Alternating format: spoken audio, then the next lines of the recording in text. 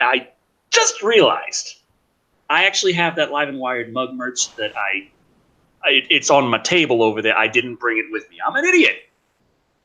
Hey, that's what we were also supposed to name this episode. I'm an idiot.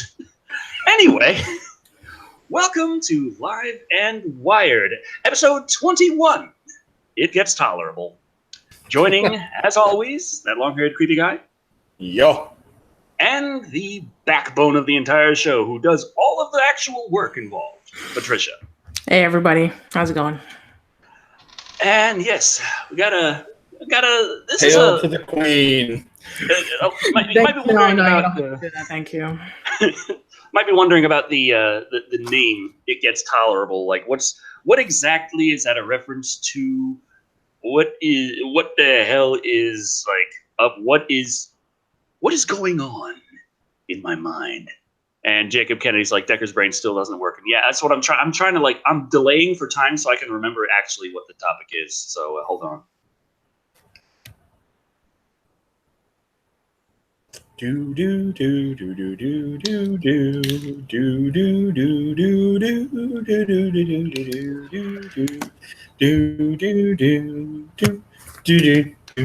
do do. Okay, I can't hold it anymore. Okay, so I would have hummed my way through the entire second half. I know you would have. You would have. So yeah, the basic thing is I was getting a kind of concern because things have not been easy on YouTube for a while. Like not just for me. I'm not just talking from personal experience. Just things in general. YouTubers everywhere they're complaining about burnouts. Michael Lena there saying, "Watch out for copyright." And it's like, yeah, that's another thing. It's been getting really bad lately. I think that they like a month ago, or maybe a little earlier than that, they updated their copyright tracking algorithms, and YouTube's guilty until proven innocent kind of thing. It's catching a lot more, but it also means that all the stuff I had edited and chopped up so much that doesn't matter anymore so much, and like everything is like, this is copyright infringement, this is copyright infringement, this is copyright infringement, and I'm like, no. And of course the company's default say, we reject your dispute, and if you don't want your channel deleted, you can't really be disputing advanced more than 2 at a time. So it's like every single video starts getting hit and everything getting demonetized. It's like really frustrating thing. And that was getting to me. Burnout's getting to a lot of YouTubers. And I was personally getting really concerned about things because, we're into the end of September now. So we're getting towards October, then November, December. November, December is actually a more dangerous time than a lot of people realize because you have seasonal depression. It's a thing. It happens a lot. And I'm thinking this is kind of sort of making a perfect storm of, oh shit, this is a really bad situation for a lot of people across the world. Mm-hmm. And one thing that could a thing no one likes talking about, but must be addressed, a very real problem that could pop up that I really don't want to, is a potential higher than normal rate of suicide. And so I was thinking this episode, I would personally like to actually sort of devote. This is not all we're talking about. We still got Live and Wired. We're still talking about movies and video games and internet news and all that fun stuff. But right off the bat, I would really like to actually talk about suicide prevention, because in my opinion, it makes a little more sense to talk about that before it's a hot topic, because it hasn't taken a lot of people's lives yet. So maybe you can actually stop that from happening. It seems like a good idea. Right. Yeah. If nothing else, raise some awareness about it, because you see this kind of thing with people who have very stressful jobs or jobs who become very stressful. It wasn't as stressful always, but then, well, crap like what's happening right now happens, and it affects people mentally and emotionally and financially. And then, of course, like you just said, Decker, there's the October, November, December, seasonal depression that happens with a lot of people, followed by all of this other stuff. And what a lot of people don't realize is that, sometimes people do just get hit all at once by depression, and in the heat of the moment, they make a really poor choice that, well, you only need to make once to, for it to be a bad one. Jerry and Maury is asking, what's with the join button next to the subscribe button? That's part of the whole thing with everything being demonetized and such. I finally just broke down and said, okay, I'll turn on channel memberships. It's a $5 thing. You pay $5, YouTube gets $1.50 of it, I get $3.50, and you become a channel member. $5 a month, recurring. And Right. I include in that a perk of the same riff that you have access to every month on Patreon. Of course, for Patreon, you get that for $4, and you also have a monthly podcast at that level. But also for that $4, I get more than $3.50 of that. So it's YouTube takes a nice big cut. They always do. Right. Yeah. But, So basically, what they're trying to get at is that we discussed in the last Live and Wired about YouTube burnout. And YouTube burnout has really affected a lot of people who are trying to make YouTube as a career. In fact, I actually have a follow-up article discussing about that. And it's perfect. Oh, go ahead. Sorry, Michael Lena is asking about the thing, because they have the little symbol next to them, which means that they are channel members, and saying, so I should switch back to Patreon. For saving money, yes, but you do get that swanky little icon for being a channel member, and it does count it, like, overall, the amount of time that you've been a member. It changes the little icon, so the longer you are one, you get a higher tier icon. So if you really like the icon, that's the thing that you get for the channel membership that you don't get with the Patreon. What value is that to you? It's up to you. Mm-hmm. Okay. Yes, absolutely. So anything that you can do to, support Decker, anything counts. So if you can, please do so. It's really appreciative. screw the rest of us. Yeah, screw the rest of us. It's like, we don't matter. Anyway.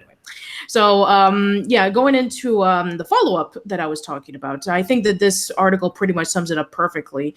YouTube is failing its creators. This is from TheVerge.com, and it's a pretty long one, but it surmises to, the discussion about, like, YouTube has been suffering a burnout epidemic of people just constantly making nonstop videos for an ever hungry audience, and people have been so burned out that if they fear that if they take a break, then their YouTube algorithm is just going to crash and burn.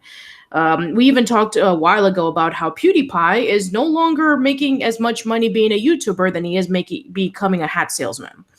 So there are a lot of people who are talking about the fact that if they take a vacation for like 1 or 2 weeks, then everything is just going to go non-existent for YouTube. YouTube's not even going to care for you anymore. And there are a lot of people who are just downright depressed. They can't keep up the demands of YouTube because they constantly have to make stuff so that they can be able to survive. So YouTube is trying to attempt of helping these people out, but even then, it's still not exactly working out. They claim that, if you take a week, you'll be just fine. You'll get just as much more views or subscribers as if you were working nonstop. But then there's also the case about, demonetization and the yellow dollar symbol and all that kind of stuff. So yeah, if you want to read more into that, then you can. Like I said before, it's on TheVerge.com. But it pretty much surmises to YouTube has been pretty much gone to the fact that nobody can take a break. Otherwise, then they won't be able to make a living. Mm-hmm. Now, according to that article, YouTube themselves say, "Oh no, you can take breaks," and we have examples of. Here's that show with the spider, the little cute spider. They're like, hey. These guys, they put out like a video a month, and it's less than a minute, and it gets millions of views, and they're doing fine. And that proves that this isn't an issue.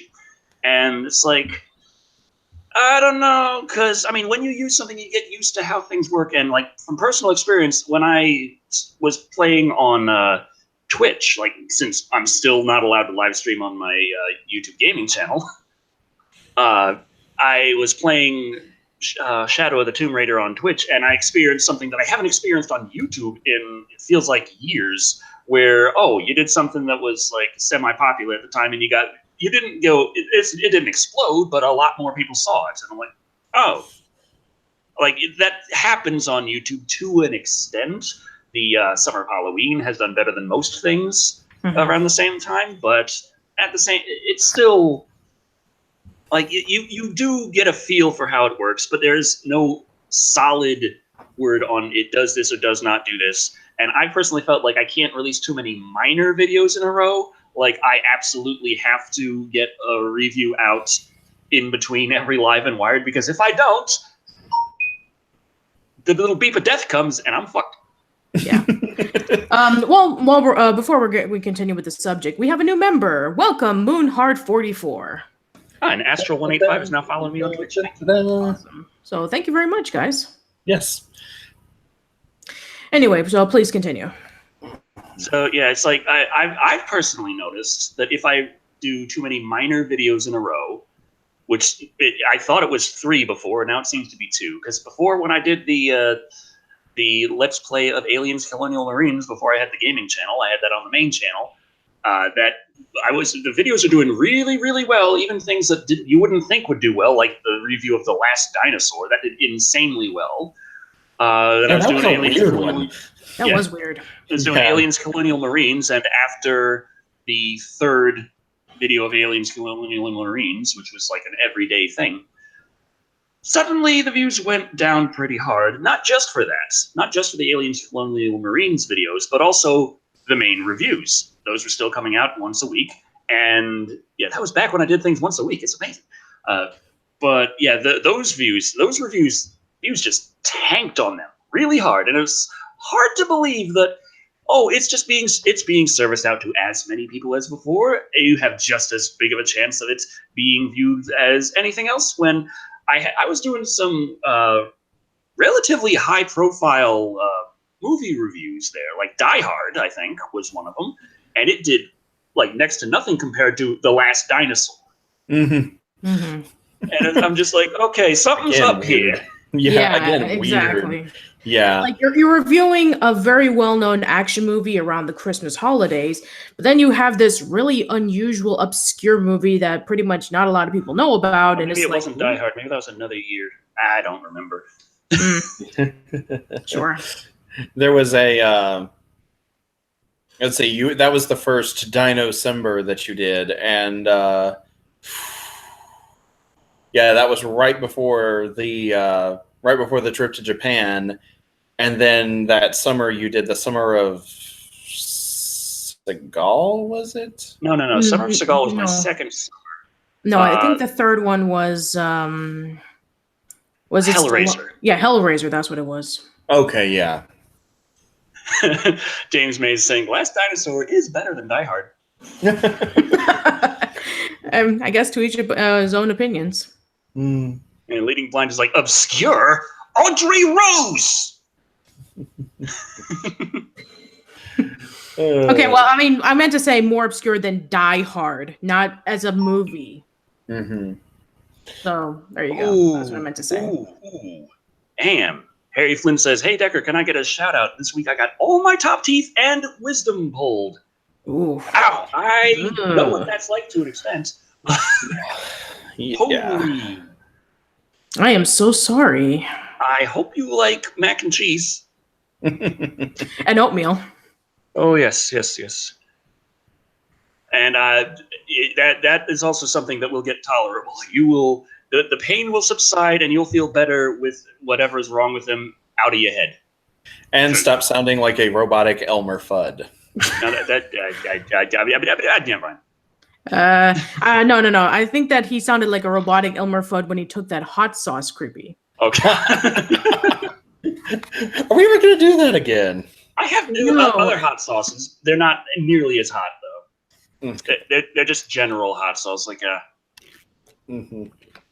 Speaking of which, going into that hot sauce, there was a discussion that we talked about that was rumored at the time, but has now been confirmed. But we'll get to that much later on. All right, so we got to get on the suicide prevention. We're talking to YouTube. YouTube's not doesn't really work too well. They try and say, "Hey, you want to take a break? Then take a break."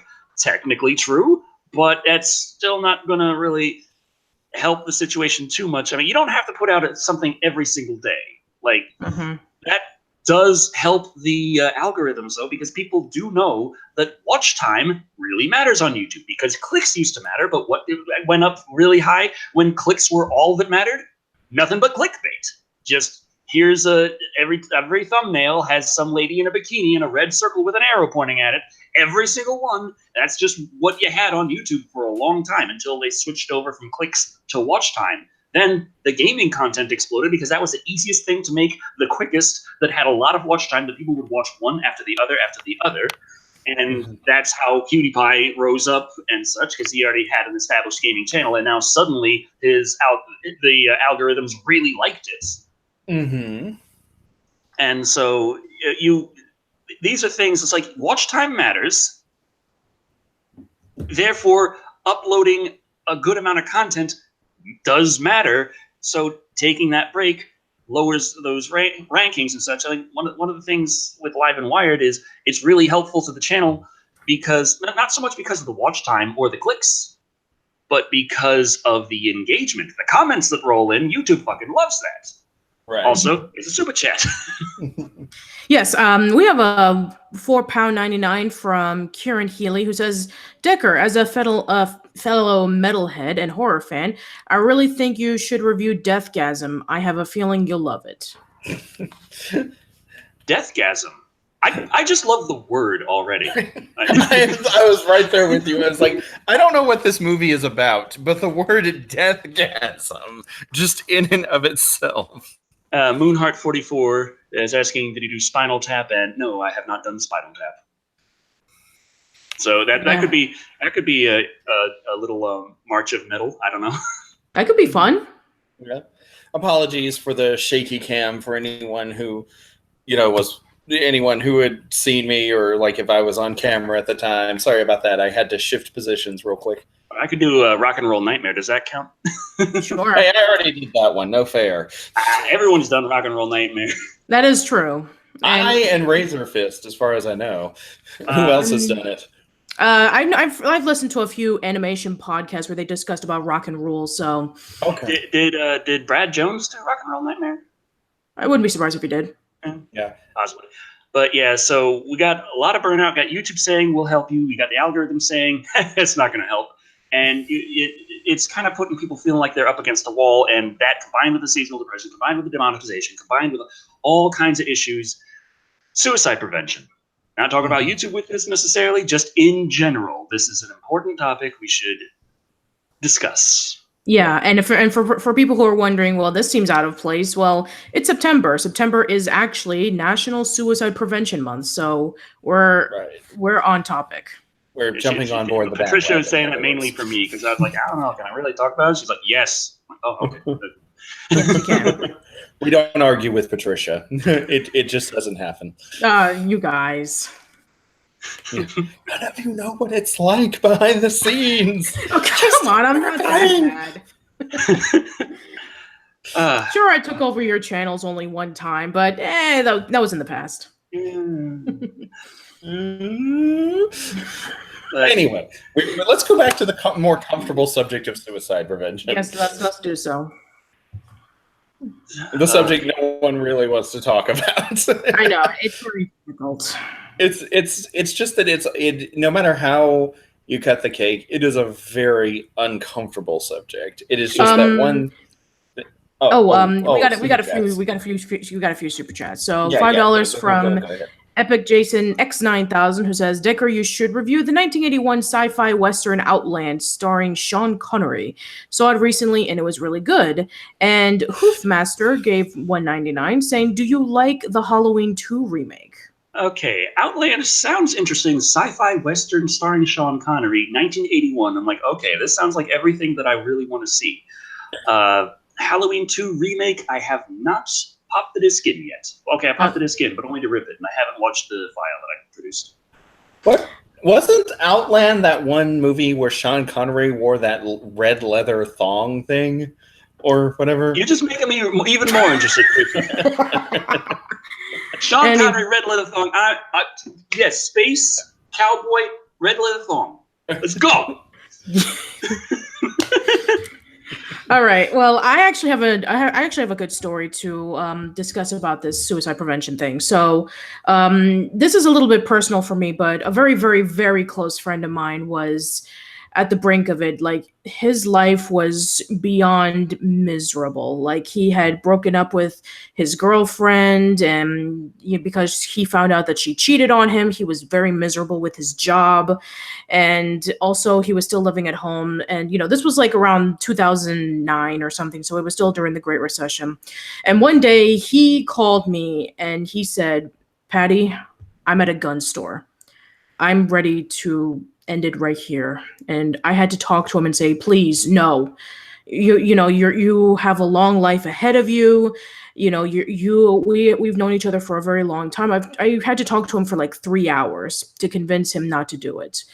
And as time went on, things slowly calmed down, and he was able to just take a breather.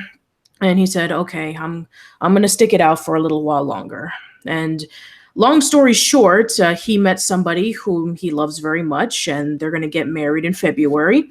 And he has a much better job, and they're planning on moving away as soon as the marriage, the honeymoon, and all that stuff happens. Mhm. And so, I know that life like completely sucks. Trust me. I mean, you can't control it sometimes. Sometimes it feels like the weight is on your shoulders, and you just want to just shake it off, and you can't. The point is that if you have people around you that love and support you, I would suggest that you talk to them about how you're feeling. I know that's really difficult for a lot of people. It's like, I don't want to talk about, what I'm going through, but it really does help. It really does help to talk to somebody and to share how you're feeling, because you never know, what's around the corner. Like, personally for me, before my move, I was working at a place I despised for years. I never thought about suicide, but I was going through some severe depression. And and then when the move happened, I was like, I need to just restart my life over. I mean, I don't know. I don't care if it takes so long that I'm going to be falling behind compared to what other people think. But if I want to help myself, then I want to be able to just leave everything that has been toxic behind me. You can get therapy, you can talk to, people that you love about it, or maybe you can share it online with your friends or something. Just all that matters is that if you are at the lowest point in your life, whether it be something involving with your work or something involving with somebody that you love, whether it be even this season, like you really can't stand fall or winter, or maybe like, for these guys right here who are struggling to even withstand the YouTube algorithm, there's always a bright light. And I really highly recommend that you share it, because if you don't share it, and if you, heaven forbid, go away, then it's going to leave a permanent scar in you. Like, you may go away, but for everybody else that has been affected, they'll severely feel it. And trust me, I mean, it gets a little bit more difficult from there. Okay. I don't know if this will be welcomed, or if anyone who's listening really cares to hear it, but this is not something that I really share about concerning myself. It's not a period of my life that I really like talking about, but I did not grow up, to start off with, I know Decker knows some of the story, but I did not grow up in the easiest of homes. There are plenty of people who had it way worse than me. I'm not going to try and claim that prize, but things were, for a very long time, difficult. And then in my senior year, the thing that I had held on to, the hope that I'd had for years, that I would be able to go to college, to a university somewhere, far off, and just get out, get away, that fell through. I had to stay at home and attend college at a junior college, about an hour away, and I had to commute. I was finally able to attend a university in 2002, but I was also having to work almost a full-time workload in addition to being a full-time student, and eventually I just was kind of broke as far as, just I couldn't do both at the same time. And I ended up having to move back home. That was like the hardest thing I have ever had to do, was to go home, not just to having to go home, but to go home knowing I'd failed. A few years later, while I was working a horrible job, I finally was able to move out.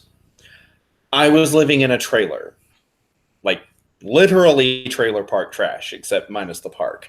It was a single wide trailer. The roof leaked. There was zero insulation, and the wiring was shot in most of the time. And I lived there for almost 2 years. And the thing that kept me in that trailer was, at least I was not back living with my mom and my stepdad. A couple of years went by, and I went from a really shitty job that I hated to a horrible job that I just absolutely despised. And it was around that point that my depression was really bad. Throughout everything I've described, I've had highs and lows when it came to depression. But that was the point where I seriously began to contemplate killing myself. Believe it or not, the thing that made me not want to do it was a couple of things. I got a story that I had been pecking away at published, and I started my first YouTube channel. And I was never super popular or anything, but just doing this really helped. I felt like I was accomplishing something finally, even though I am well aware that I'm not a big name or anything like that, but it helped. I got to a point to where my depression was manageable most of the time. I still have bad days. I still have days where it's hard for me to get out of bed. Not because, I'm tired or anything. There are days when making that first step where, just throwing the covers off and getting out of bed feels like a chore, feels like, a much bigger hill than it really is. And I know it, and in my head, intellectually, I know it isn't, but it feels bigger. So I just have to take things one step at a time. Back in 2014, when my first channel was deleted, that was that hit me really hard. And the thought was there, but I didn't want it anymore. And I thought to myself, you know what? You're going to keep trying. If you have to start over from rock bottom again, so be it. In January of 2015, less than a year after I had made the new channel, I had 1,000 subscribers. It took me 3.5 years to get that far the first time. And it's been 4.5 years, and I'm coming close to 9,000. It's over 9,000.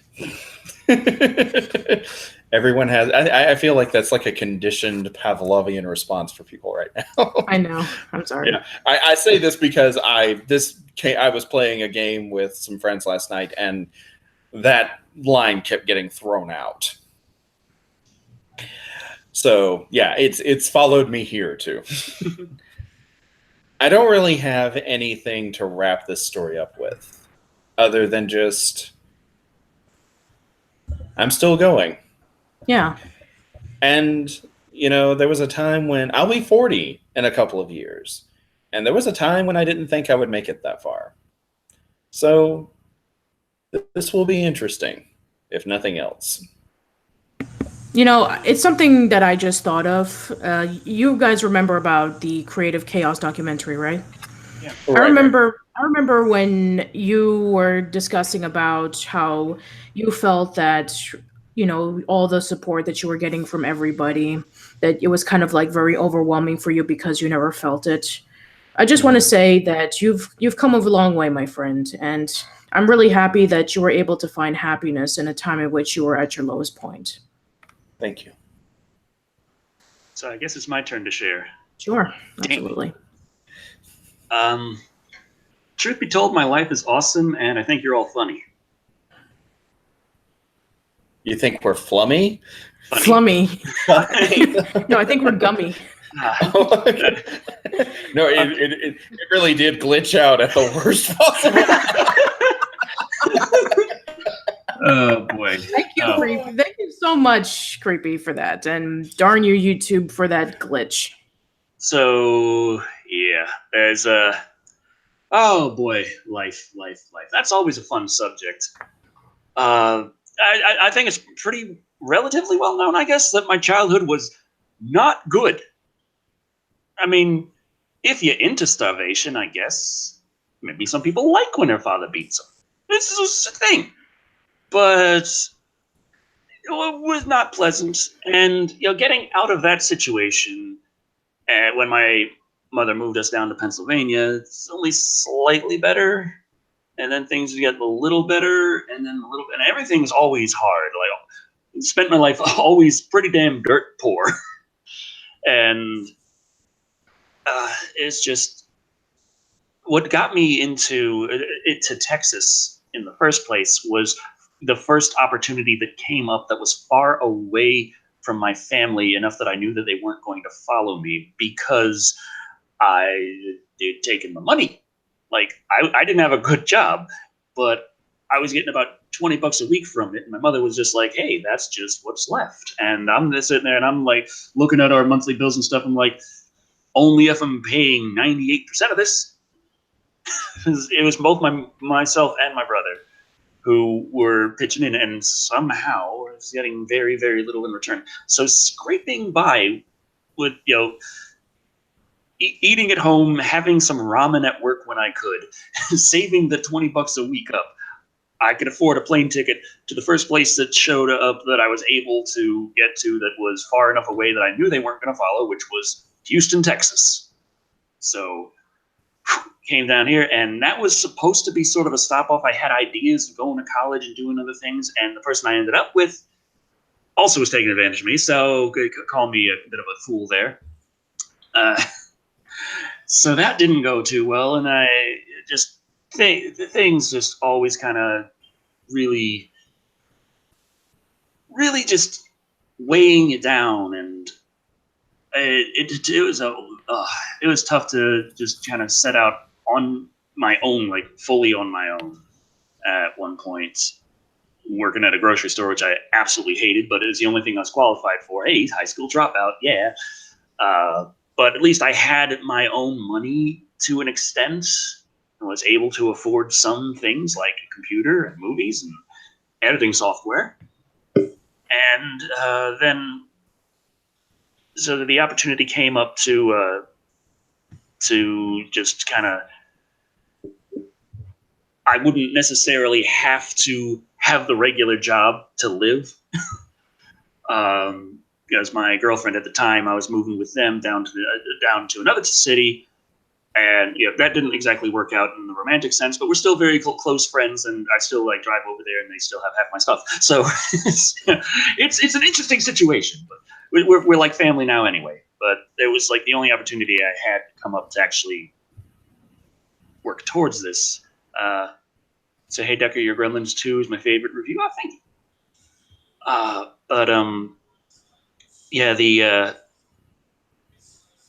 desire to do YouTube and put everything into it was born almost out of a sense of futility.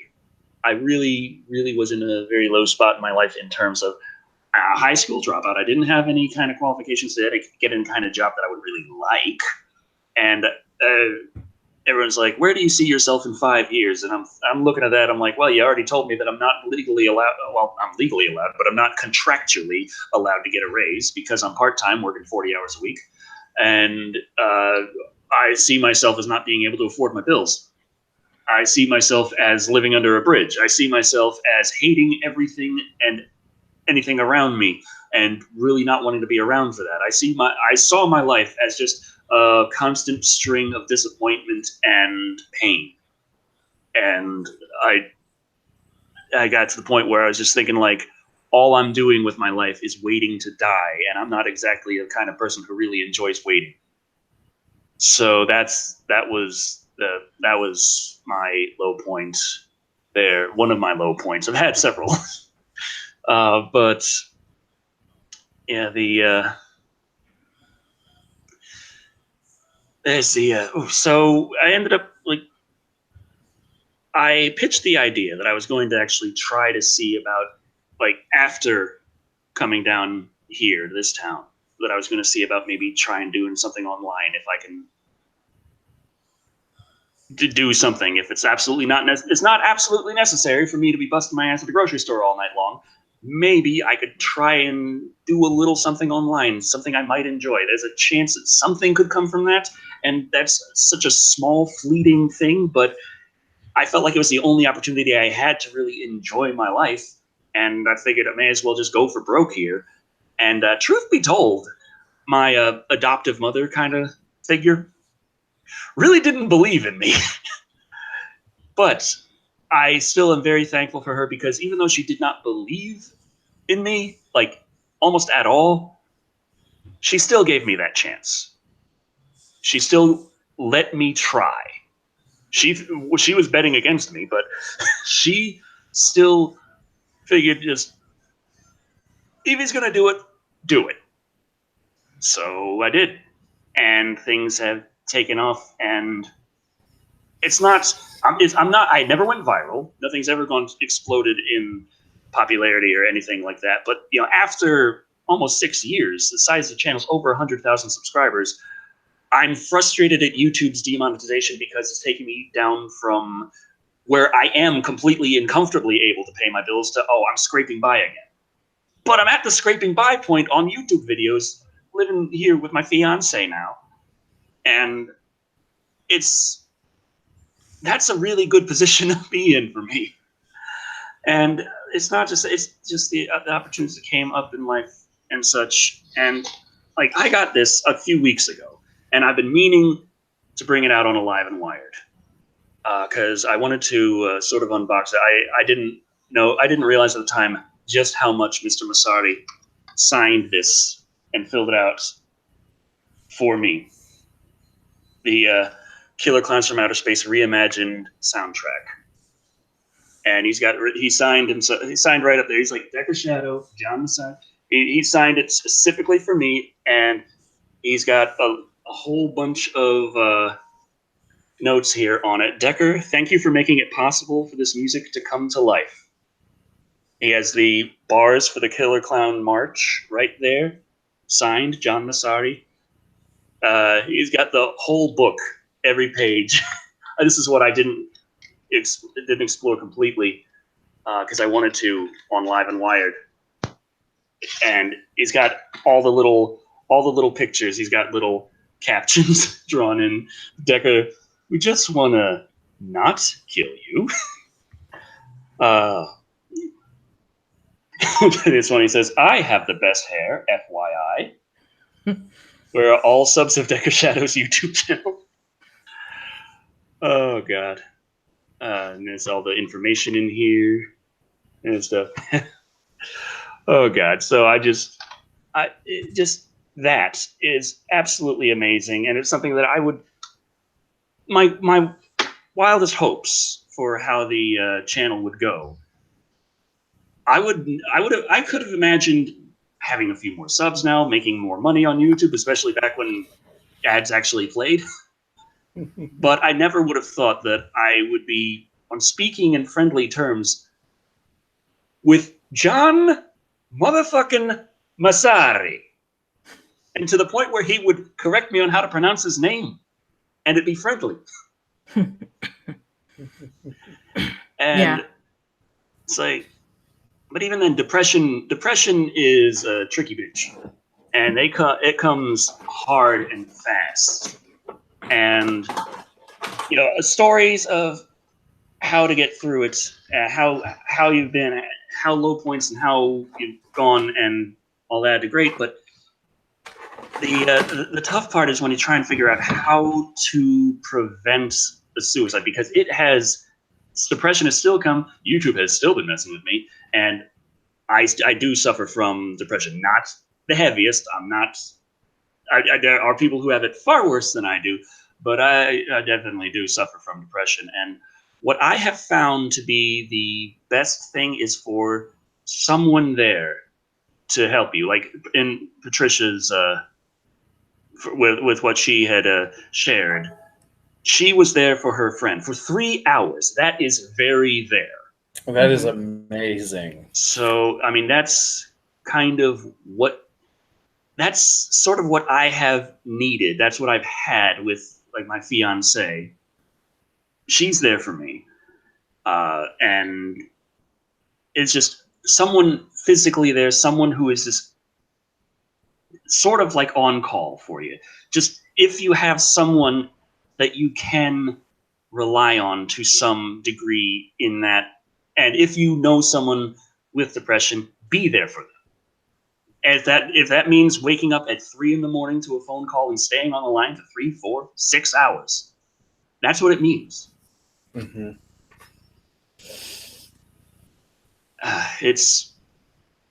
Life has its ups and downs, and sometimes those downs want to keep us down as far as possible forever. But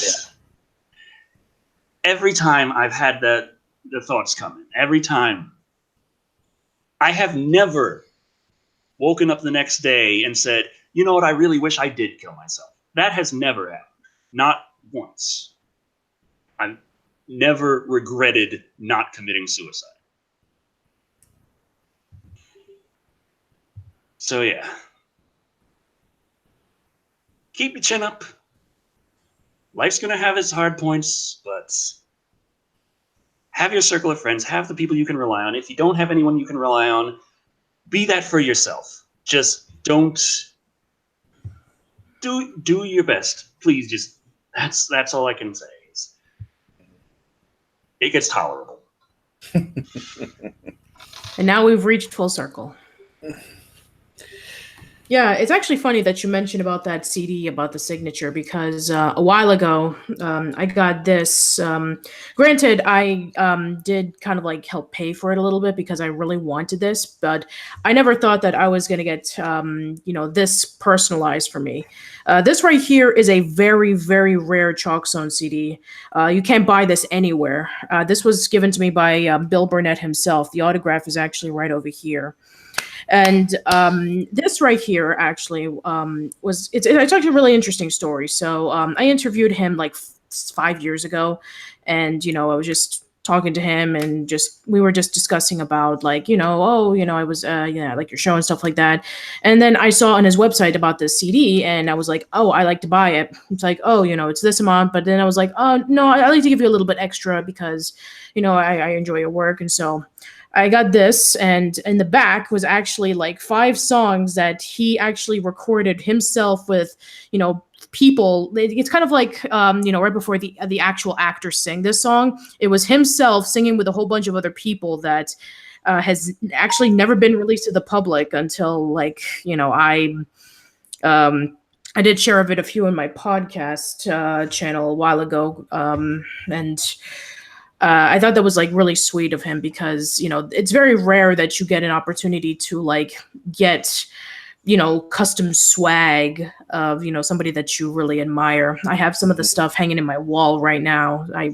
You've probably seen it if you've seen my videos, but yeah, it's always really nice when people just come by and they tell you hey, I really respect you for getting my stuff out there or talking to me in some way, shape, or form, and here's a little gift for my appreciation. So yeah, I know exactly how you feel. So yes, Also, there's a suicide prevention hotline, but I've never used it. Yeah, that's true. That there's always those options too. If it does help people, good. I am not the person to trust it, but everyone's depression is different. So if it does work for you, that is the option. Yeah, that is the good part. There are options. Mm-hmm. Yeah. Brandon's wondering, what CD are you going to pull out, Creepy? Oh crap! I actually do have a CD, but it's not in this room with me. It's in the next room. Someone sent me a copy of. It's not autographed, but they sent me a copy of a Voltaire CD. Oh, nice. They when you're the guy who sings "When You're Evil" and yes, I remember that. Yeah, they sent me a copy of that. And damn it, I didn't know we were doing CDs or anything, so It's okay. Don't worry about it. Leading Blind's asking Decker, where's the goddess Charlie? She's in the living room watching the YouTube channel she wants to watch. She supports me, but not that much, okay? John Ratsy says, go get a Creepy. Okay. All right, so while Creepy go gets that, I guess we can just, give a brief little conclusion about our discussion about suicide prevention, because I know there's some people who are saying, Jack Brand just dropped $5 saying, dealt with depression and suicidal thoughts for most of my life. Then I read up on incidents like Mr. Hands, and I realized things aren't that bad. Oh, okay. I don't know who Mr. Hands is, but okay, that's good to know. I'm not familiar with that either, but I do know that for me, the comparative, it's not so bad compared to how they have it. It never really worked for me as a means to combat any depression I'm suffering from. Mm-hmm. Yes, don't worry, Tristan. We will get to some happy thoughts just a little bit later. Just in a very short time, we're going to get some very happy thoughts. Very, extremely. Okay, Creepy's back with the CD.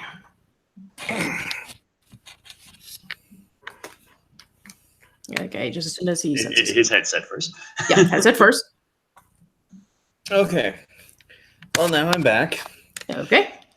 Okay, and turns out I'm a liar. It is autographed on the inside. You stinky liar. Mm-hmm. So it says, I don't know if anyone can read it, but it says, for that long-haired creepy guy. So thank you. That's very sweet. And this is Voltaire's The Devil's Bris. Okay.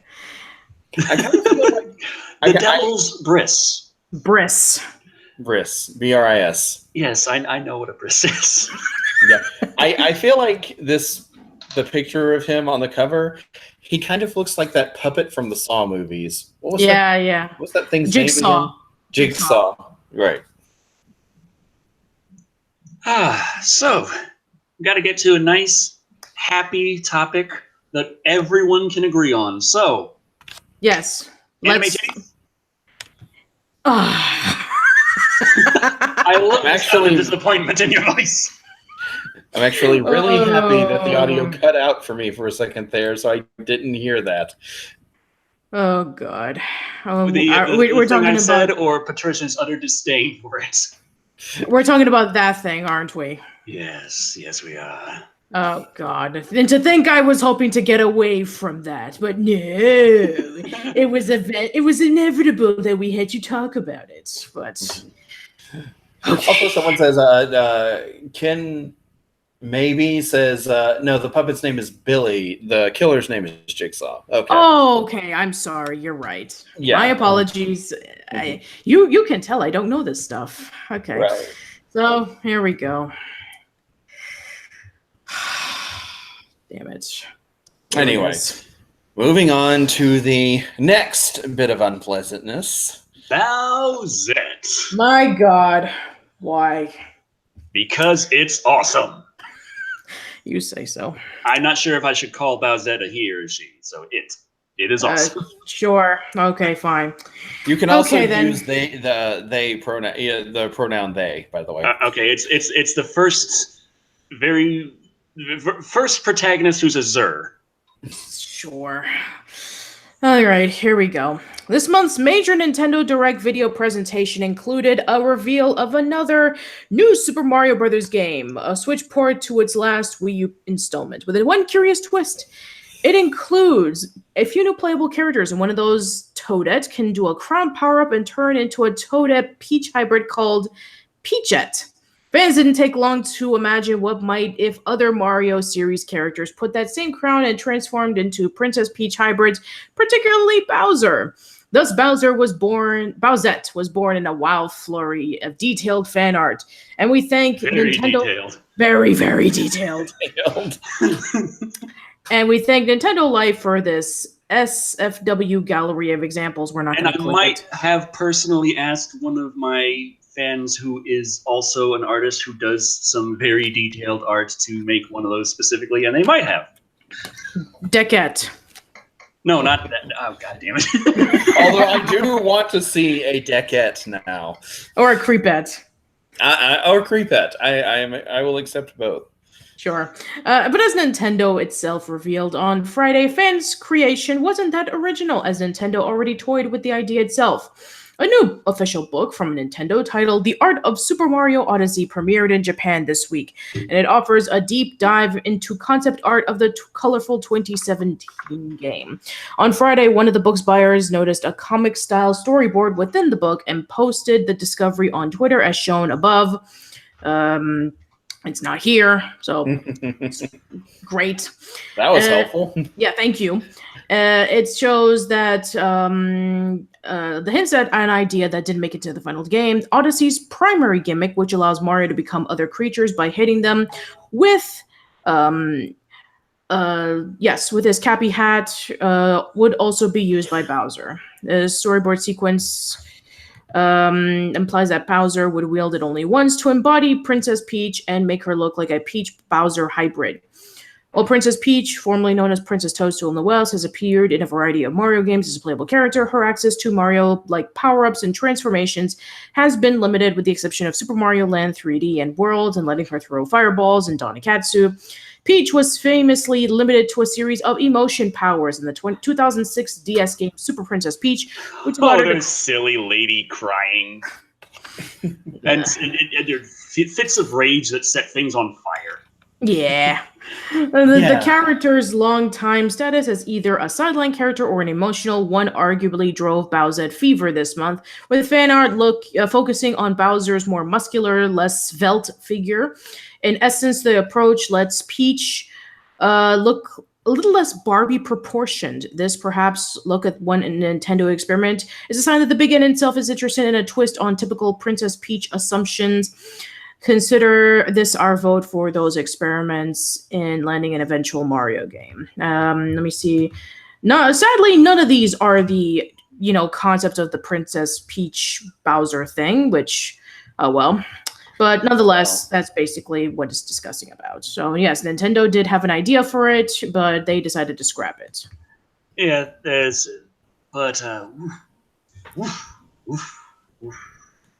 So the... Decker, do you need to leave the room and be alone for a minute? Oh, I already did that 10 times today. So, anyway... did you answer the $2 question from Epic Jason X9000? I guess not. Okay, he says, any plans to finish the Heisei Godzilla films? Yeah, I don't have all of them on hand, and I got to figure out which ones I have and haven't. For some reason, I always have nightmares about reviewing the same film again as a mistake, and it's always a Godzilla film that I do that with. We have a $10 comment from the Terror of Death, who says, 32 more days till Halloween, Halloween, Halloween. 32 more days till Halloween, Silver Shamrock. You better hurry and finish your Halloween reviews, Decker, or your soul is mine. He makes a good point. But yes, there's Bowsette was created, and everyone's there's the fans, and then those who really are not fans and are really, really tired right now of hearing about it. I'm not one of them. There's a convention going on in Japan for Bowsette. You hear about that? No, I did not. No. I don't know if it was a pre-planned convention because they have an actual freaking convention center, but they're going to have events like male gamers can show up dressed as female game characters. And they got things like that, like some cross-dress cosplay. And it's supposed to be sort of a Bowsette-themed convention, effectively. Well, it's called a fan gathering, but I'm like, you're in a convention center, you're a convention, okay? Mm-hmm. Yes, And, so I guess while we're, cruising in from that topic to the next, I guess we can reveal what our new Twitter poll is. oh, yes. Now, Bowsette is a very, very popular lady for obvious reasons. But I thought it might be fun to actually ask the viewers, what do you think would be the best non-Bowsette Power Crown princess? Also not Peachy Boo, because if she was on the poll, she would win. If it's not Bowsette or Peachy Boo, who else? Who else is the best of the Power Crown princesses? We have Chain Chompette. Oh. And of course, Bullet Bill's Power Crown version, Bullet. Hmm. The fan favorite, Waluigiette. Oh, no. And then finally, Peachette. Maybe someone actually out there actually likes her. I don't know. See if anyone cares about Peachette. It's Live and Wired poll is on Twitter at DeckerShado. You have 69 minutes starting now. And as always, I'll share it in the chat because it's on my obligation. Because you gotta. I gotta. I know. You gotta. All right. I love my job. All right, here you go, guys. Have fun. Okay, I guess let's go over to our next set of topics, which we do have a lot of. Luckily, over the past couple of weeks, there has been some variations of some stuff. One that's actually been causing a ton of controversy for a lot of people, in which I'm actually curious of your thoughts of it. So, during the summer of Arnold Schwarzenegger, one of the movies that Decker did discuss about was Red Sonja. Ooh. And yes, The year of Arnold Schwarzenegger. Mm-hmm. Yes. But now there are talks of a possible remake of those movies, and the person who will be in talks of directing it is Bryan Singer. Yeah, Bryan Singer has had a bit of a reputation of kind of mixed quality ever since the X-Men movies, but yeah, I'm actually curious about what. Let me just scroll down. So, creepy. Since you're wearing a Wolverine T-shirt, which is perfect, why don't you read this one? All right, I will do that. There we go. I had to move something over. Okay. The X-Men Apocalypse Helmer, who has battled bad PR, lawsuits, and continued scrutiny in the post-Me Too era, none of which seems to have stuck, would take the reins on a big screen adaptation of the 1970s comic book. Bryan Singer is in negotiations to direct Millennium's Red Sonja. The X-Men Apocalypse Helmer, who has battled, well, we've already been through that, would take the reins on a big screen adaptation of the 1970s Sword and Sorcery Conan the Barbarian comic book spinoff. Ashley Miller, who wrote X-Men First Class, which Singer produced, is writing the screenplay. Millennium is financing and producing the new version of Red Sonja and is hoping to start a franchise and capture the audience that turned out for Warner Brothers' Wonder Woman. Millennium's Avi Lerner and Joe Gatta are producing alongside Sinalu's Mark... I'm bad at this. Sinalu's Mark Canton. There we go. I'm so happy I wasn't made to read this one. Yeah. These names do not roll off the tongue for me. I have so much tongue. A Red Sonja movie has been in the works at Millennium for over a decade. No surprise there. And Singer, boarding the project, would put it back on the fast track. In 2008, Robert Rodriguez teamed up with his then-girlfriend Rose McGowan for the project, making a big splashy announcement at Comic-Con that year, but they subsequently fell off the project, and it has languished in deep development, with writers coming and going ever since. I lost the article. Oh, sorry. Go ahead. Okay, thank you. Where was I? Ever since, the property previously spawned a 1985 movie starring Bridget Nelson and Arnold Schwarzenegger. Sources say Millennium will pay Singer top dollar for the assignment, which is seen as a step forward rehabilitating the director's image. He was fired by Fox after repeatedly not showing up for work on the set of its Queen biopic Bohemian Rhapsody, among other work-related offenses. In December, Singer was sued by Cesar Sanchez Guzman, I believe, who accused the filmmaker of raping him when he was a 17-year-old boy in 2003. It wasn't the first time that Singer had faced such an accusation. Oh, joy! Yay! And I thought we were all done with the whole thing we were discussing about The Predator. Yeah.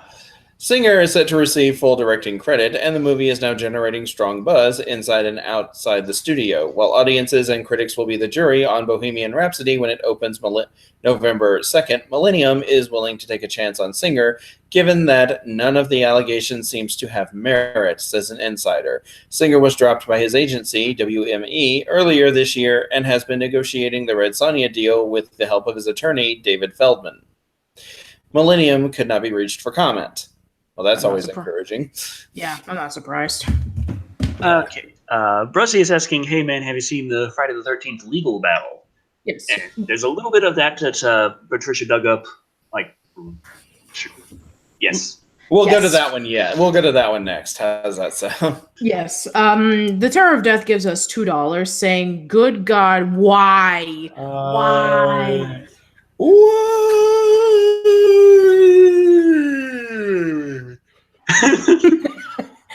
Yeah. Why? So I was looking forward to Red Sonja. You?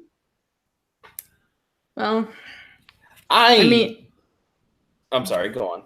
It's like I got no comment.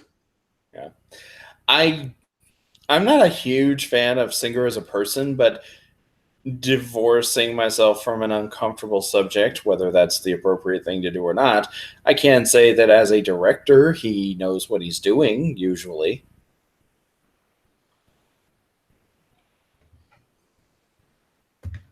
Sometimes.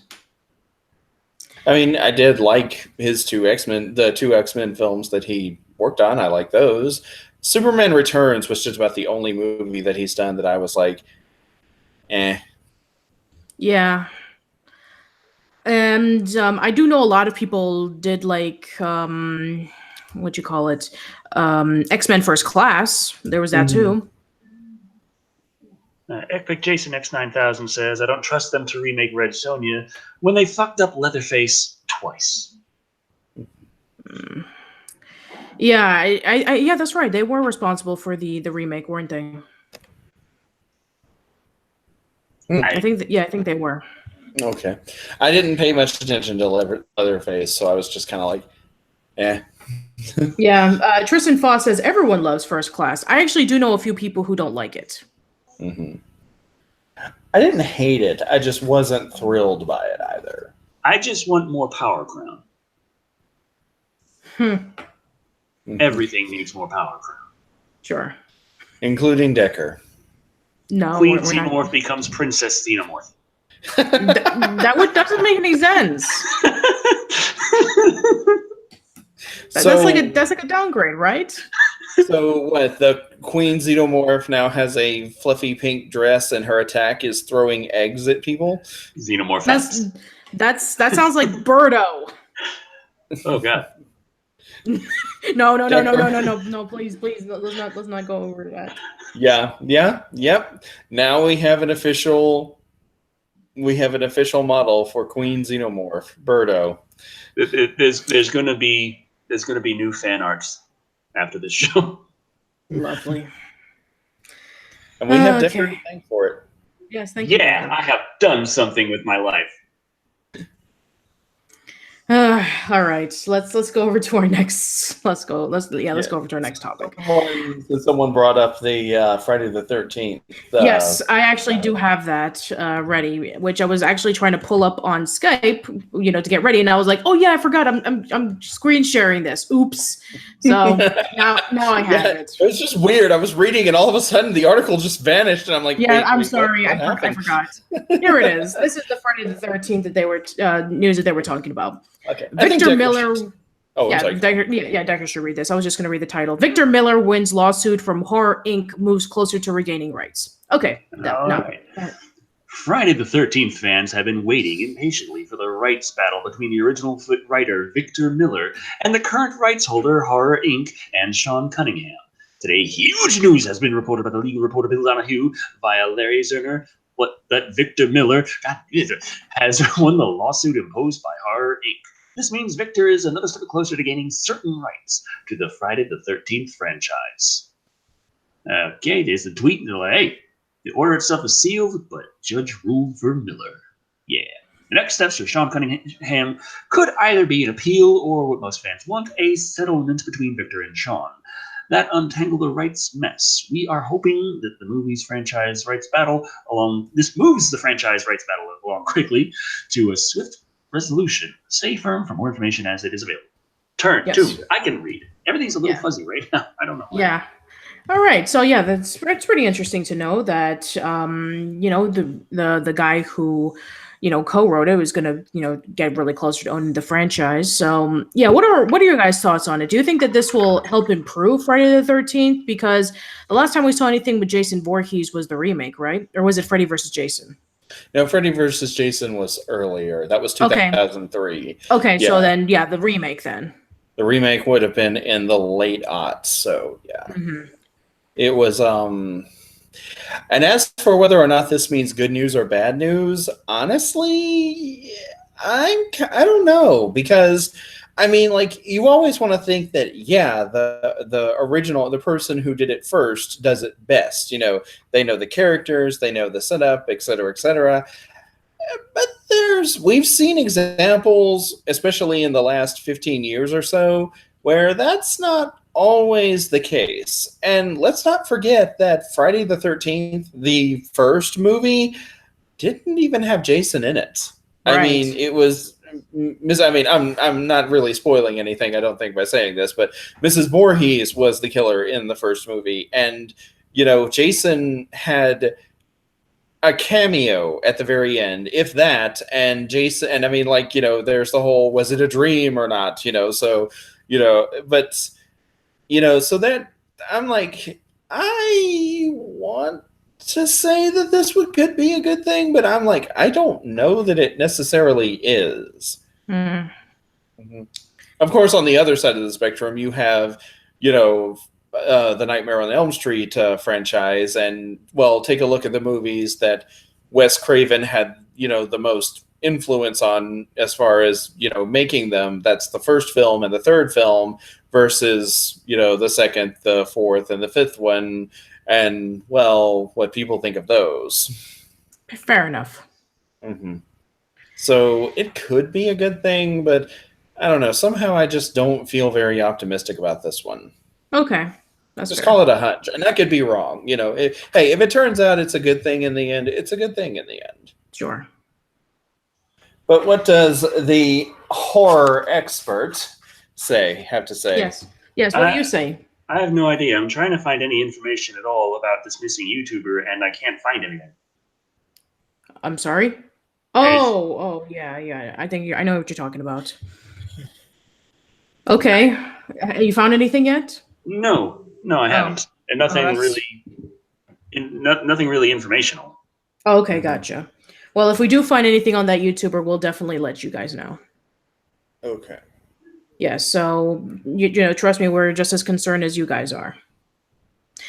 All right, so let's delve more into some other news regarding about horror that I thought was actually pretty interesting. So, do you, who remembers The Little Mermaid? The classic, book by Hans Christian Andersen, and, eventually it was adapted into the 1989 Disney movie. Yeah, they changed a lot of stuff in that Disney movie. Yeah, they did. Yeah, they did change a lot of that. The fact that, the main Little Mermaid actually dies and turns into sea foam, which they actually did reference briefly on Ponyo, believe it or not. She died because the other thing she was supposed to do to get her legs back, I think, was to kill the prince. Exactly, kill her. Not her legs back. I mean, get everything back to normal. It's like, hey, kill the prince, go back to the sea. She's like, no. Her sisters, she had like 6 or 7 sisters or maybe it was 9 of them, but she had a bunch of sisters, and they went to the sea witch when they found out that she was about to die, and they treated their hair.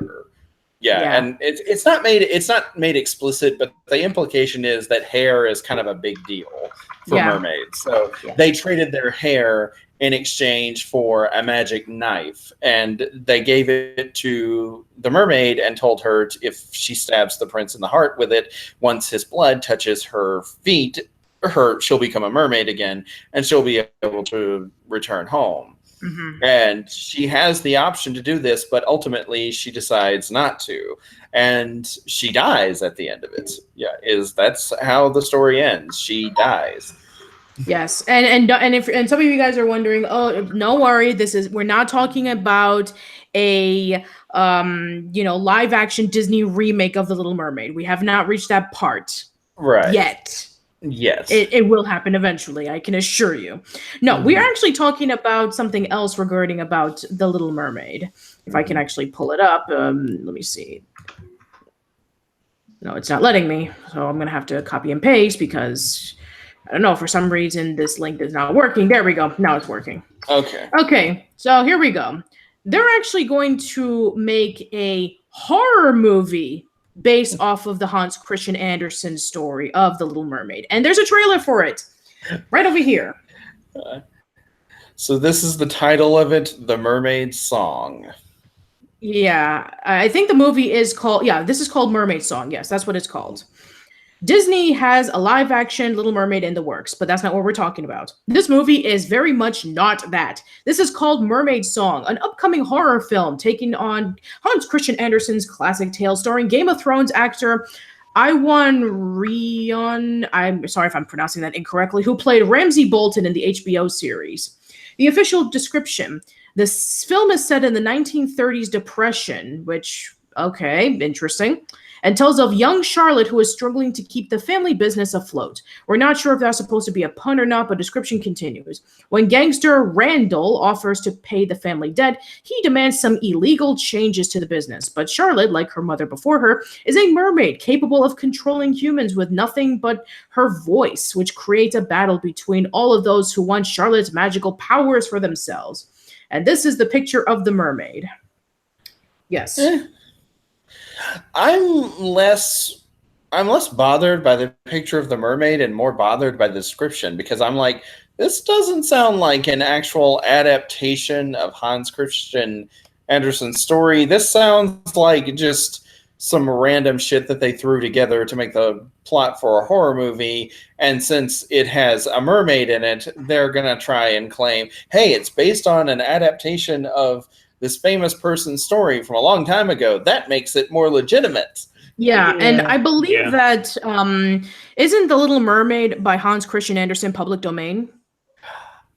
I believe it might be, actually. And if there it are is certain public, there are certain stories by Hans Christian Andersen that are public domain, I want to say, and some that are not. It's like one of those really murky copyright areas. So it's they might actually be able to say that, since they don't have to pay royalties for it by doing so. But yes. And some people are saying, like, that sounds like the description for a siren, not a mermaid. Right, which are actually not the same thing. No. Yeah. Anyway, it says right here, the film also stars Caitlin Magger and Brendan Taylor. Mermaid Song premieres on VOD this Tuesday, which, as of this article, which I pulled out on September 17th, which means it's already been out. So if you are interested in checking this out, then, be my guest. Check it out on VOD. And it's not that The Little Mermaid can't work as a horror genre. I mean, it's certainly a tragedy. And I've said this to other people before, that a key element in any good horror, to me at least, is tragedy. If you look at even classic, at modern horror icons, Jason, Freddy, Michael Myers, there is an element of horror. I mean, there's an element of tragedy in the horror, somewhere. Mm-hmm. And so, yeah, it could work. I just don't think that's what they're doing here in this particular case. I think they're just really desperate for money, and so they want to say, and since if the Little Mermaid is public domain, they're going to try and make a cash grab by saying, "Oh, our movie's more legitimate because it's based off of the actual Hans Christian Andersen story, even though it's really, really not. It's not even set in the right time period." Yeah, that's true. And some people are saying like, "Oh, sirens are birds." Yeah, that is true. Sirens are also birds, but I was referring to the Odyssey. You know, the scene in which when Odysseus and his men were like traveling, and they hear the singing, and they see the people in the ocean, and they call them sirens. Mm-hmm. That's what I was referring to. But yeah. Sirens in the original Greek myth were described as birds, I believe. And we have a $5 comment from the Terror of Death who says, actually, she gets turned into sea foam at the end of the book, but same difference. Okay. Right. And she returns to the sea as sea foam. She dead, but I don't know. But I've been looking up this for Ken, trying to find anything about stitched together pics. Mm-hmm. And evidently he's been missing for a while. One of his last posts, like the last thing I can find of him from anywhere is on the 8th of February, where he's making a response to What the Fuck Facts that say Hitler had a digestive disorder that made him chronically fart, and so Stitched Together Pic said, so the mustache was only meant to block his nostrils. And that was back in the 8th of February, which is the last time he spoke. Before that, there was post on the 25th of January where someone's asking them, they haven't posted anything in a while and they want to make sure they're okay. And they said, I'm good. I work the graveyard shift full time and make videos on my days off. It gets exhausting, so I needed a break to catch up on things and enjoy life a little. But that's a long damn break. Yeah. And this guy, it's not like he was just a little short guy or anything. He made a few years worth of videos, so yeah, you could take a hiatus, but at the same time, this is an absolute disappearance from the internet, and it is concerning. Sure, absolutely. But we did kind of discuss about this, about how some people feel like if they take a break off of YouTube, then their algorithm is going to go down, and maybe the pressure of being a constant content creator can like really affect somebody. So maybe by taking a long break and just like we're focusing on just their everyday lives or just focusing on themselves, it also could be a possibility that maybe they want to just focus on that as opposed to like focusing on posting comments, staying away from. He does have stitchedtogetherpictures.com, so he has his own website, but that means he has to pay up for the domain name. So if he has disappeared, like he's not around anymore, kind of disappeared, it would take like 1 or 2 years for the domain name to go up for bid. Like the website would go down. Okay. So it's going to be, that's kind of, unless we get some word elsewhere, the first sign that things would be really wrong would be that, but it would take a long time before that would come through.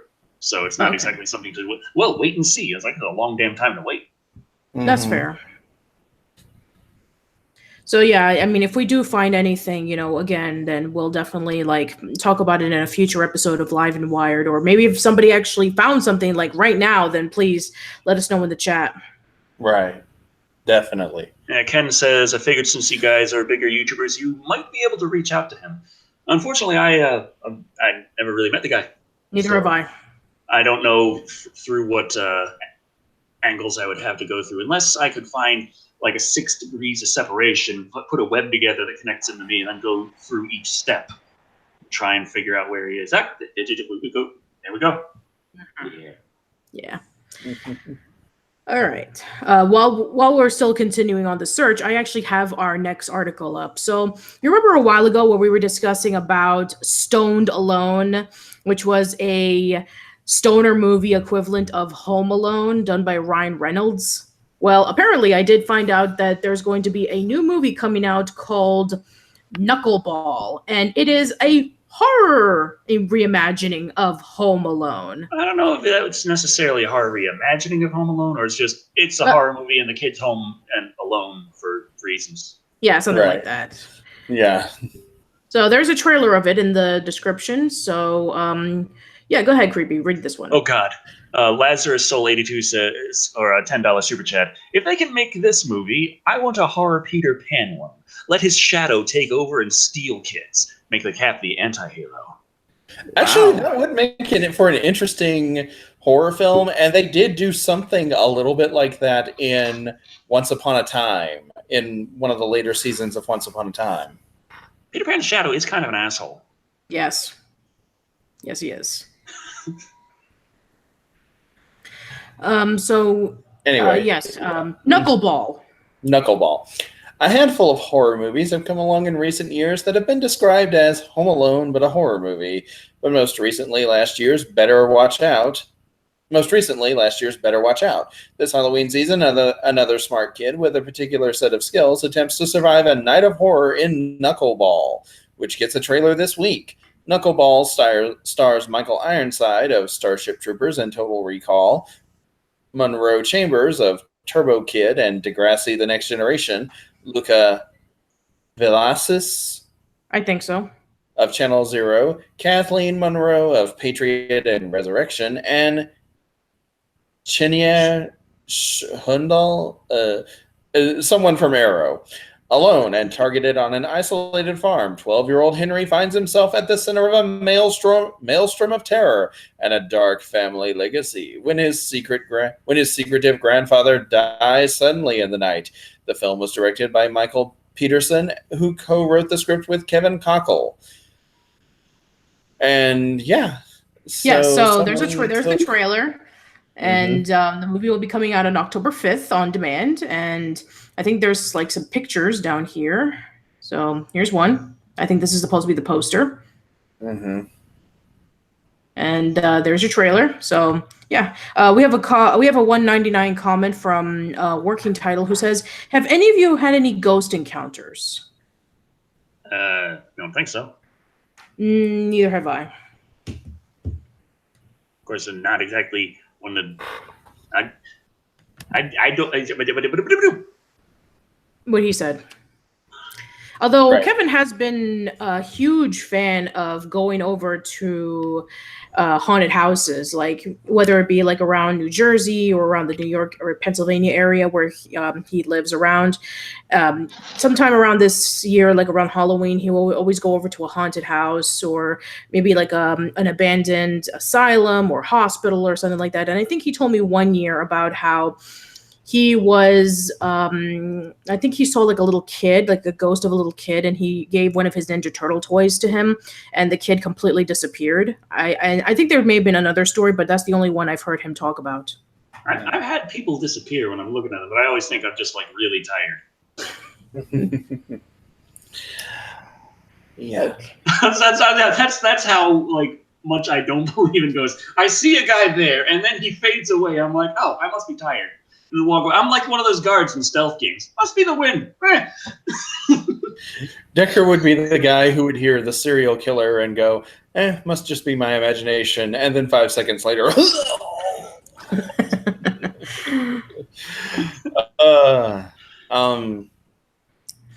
I do have another one, and Creepy, you're not going to like this. I'm sorry.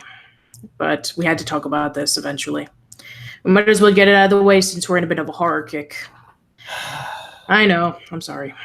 Okay, here we go, guys.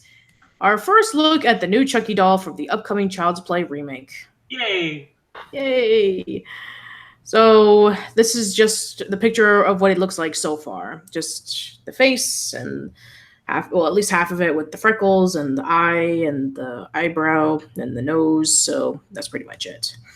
I was actually in a mall on Tuesday, and they had these in a store called FYE. Mm-hmm. Mm-hmm.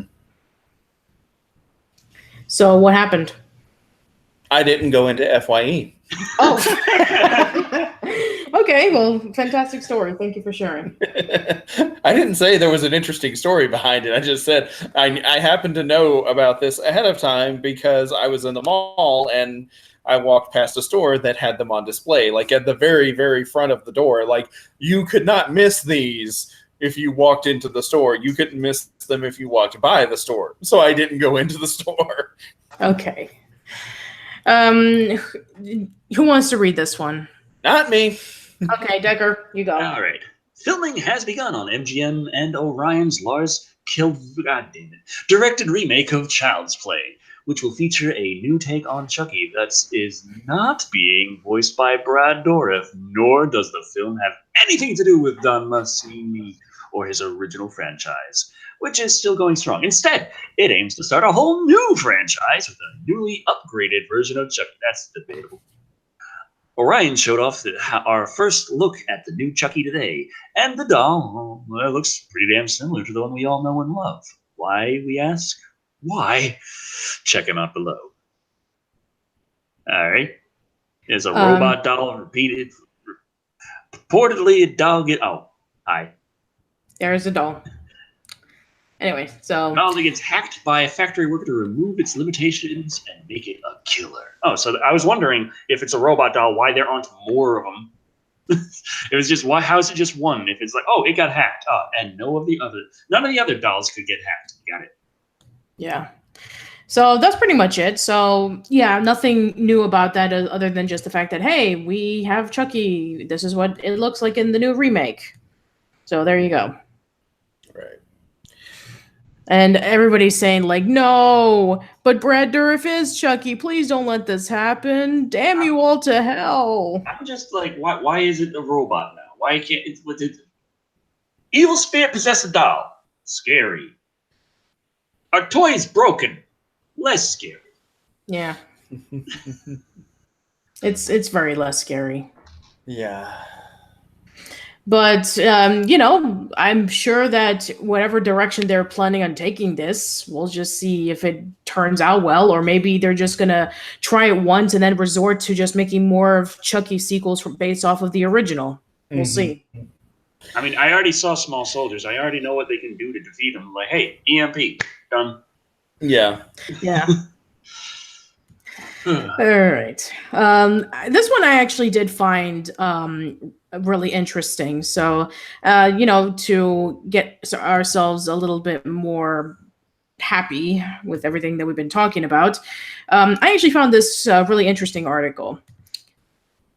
From Sci-Fi Wire, this is what happens when you teach a computer how to generate Goosebumps bumpers. So, the reason why... I'm sorry. I saw the article, and I'm pretty sure that the computer generated the titles. Yeah. Not the art. Well, I don't know, but regardless, this was actually really funny when I first saw this. Now, the reason why Goosebumps has been in such high talks lately is not only because of Goosebumps 2, but there were talks about like R.L. Stine writing some more Goosebumps books, and then the whole Fear Street, remake and all that kind of stuff. So I guess now they thought, hey, people are talking about Goosebumps again. Let's see what happens when a computer generates Goosebumps covers. R.L. Stine's Goosebumps series sucked legions of 90s kids into an incurable horror fandom, which is why the latest thing has been done with the modern technology, which is infinitely cool. Never mind that Stine himself is still generating books after 30 years. Neil C.C. Rega is the brains behind an ingenious Twitter account called Goosebots, which uses a computer that would otherwise obsolete to generate most random and horrifying covers for Goosebumps that never happen.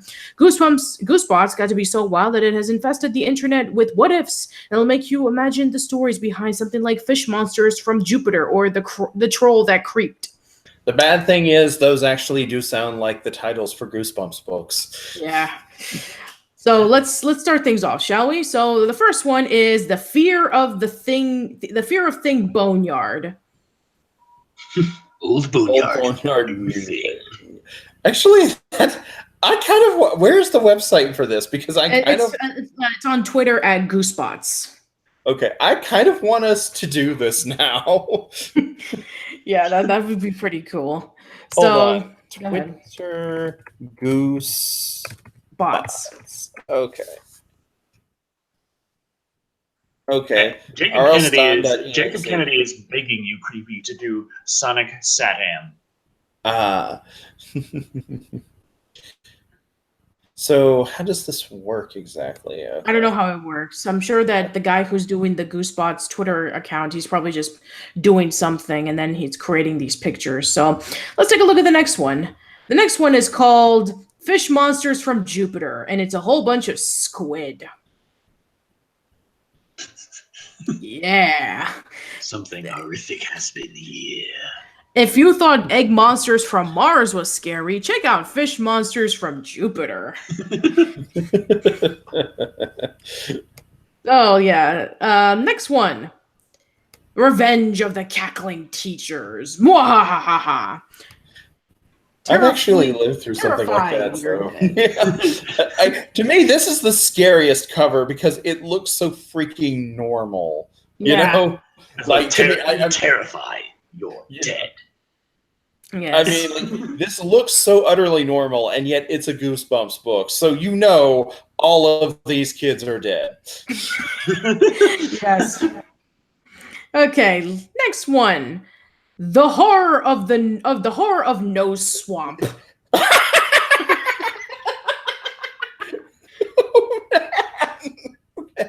That one is hilarious. Oh, this is great. This is amazing. I love it. Next one. A snowman on Insect Street.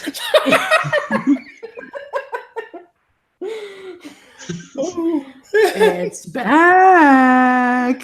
Olaf will always haunt you. It never leaves you. I'm worried about what I'm tearing up from laughing so hard. Okay, next one. The troll that creeped. Okay, yeah. And they're not talking about like a monster troll. They're talking about an internet troll. The troll that creeped. Now you creep it. Now you don't. I'm picturing the plot of this book being similar to that season 1 episode of Buffy where Willow was being stalked on the internet by a demon. She had a cyber friend that turned out to be a demon that was lurking on the internet. Mm-hmm.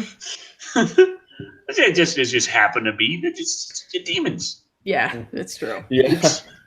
I actually want to read some of these books now. Yeah.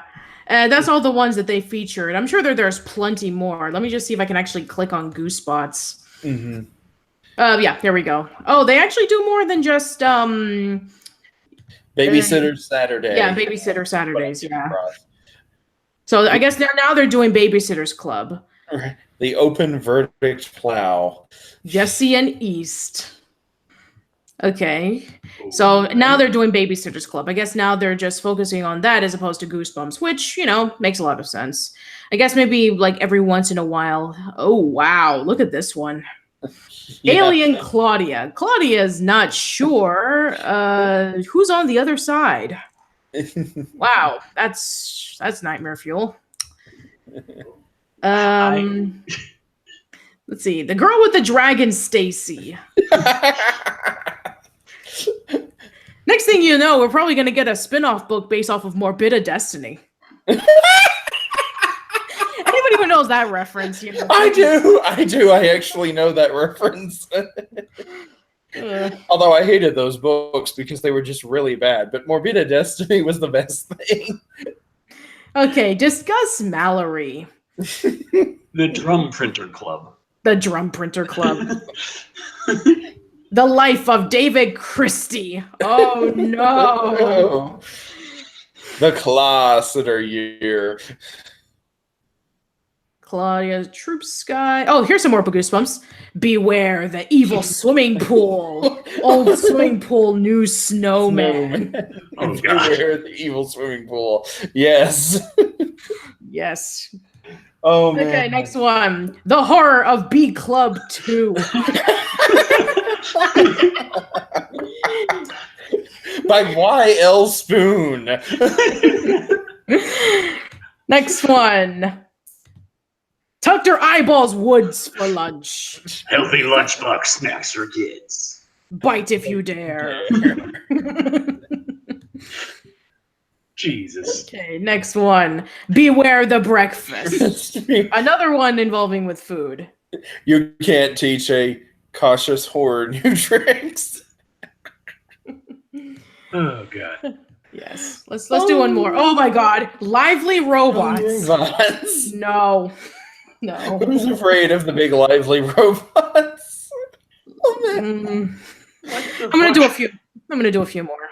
Okay, Next let's not one. end on that at least. Music of the chilling wind. It's a sink of doom. Music scary. Oh man. All right. Complain till you die. That is my life goal right there.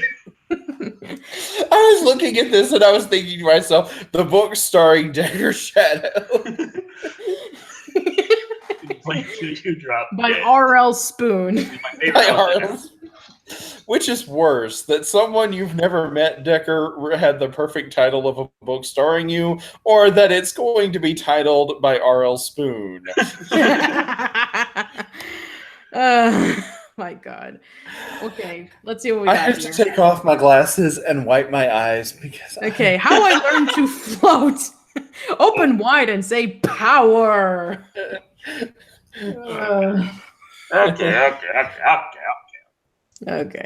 Okay, I'm gonna do one more. Okay. By X.K. Stoop. The Doom Soda Man. It's the soda that never dies. Okay. Jesus. All right. Okay, that's it. We're done here.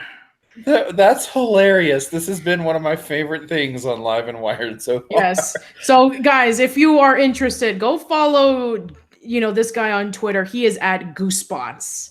I'll link a link to his Twitter on the description box below, so you guys can go check his stuff out and see the amazingness. Also, Patrick Johnson said the story is actually about Decker after he saw the Predator trailer. Oh, Yeah.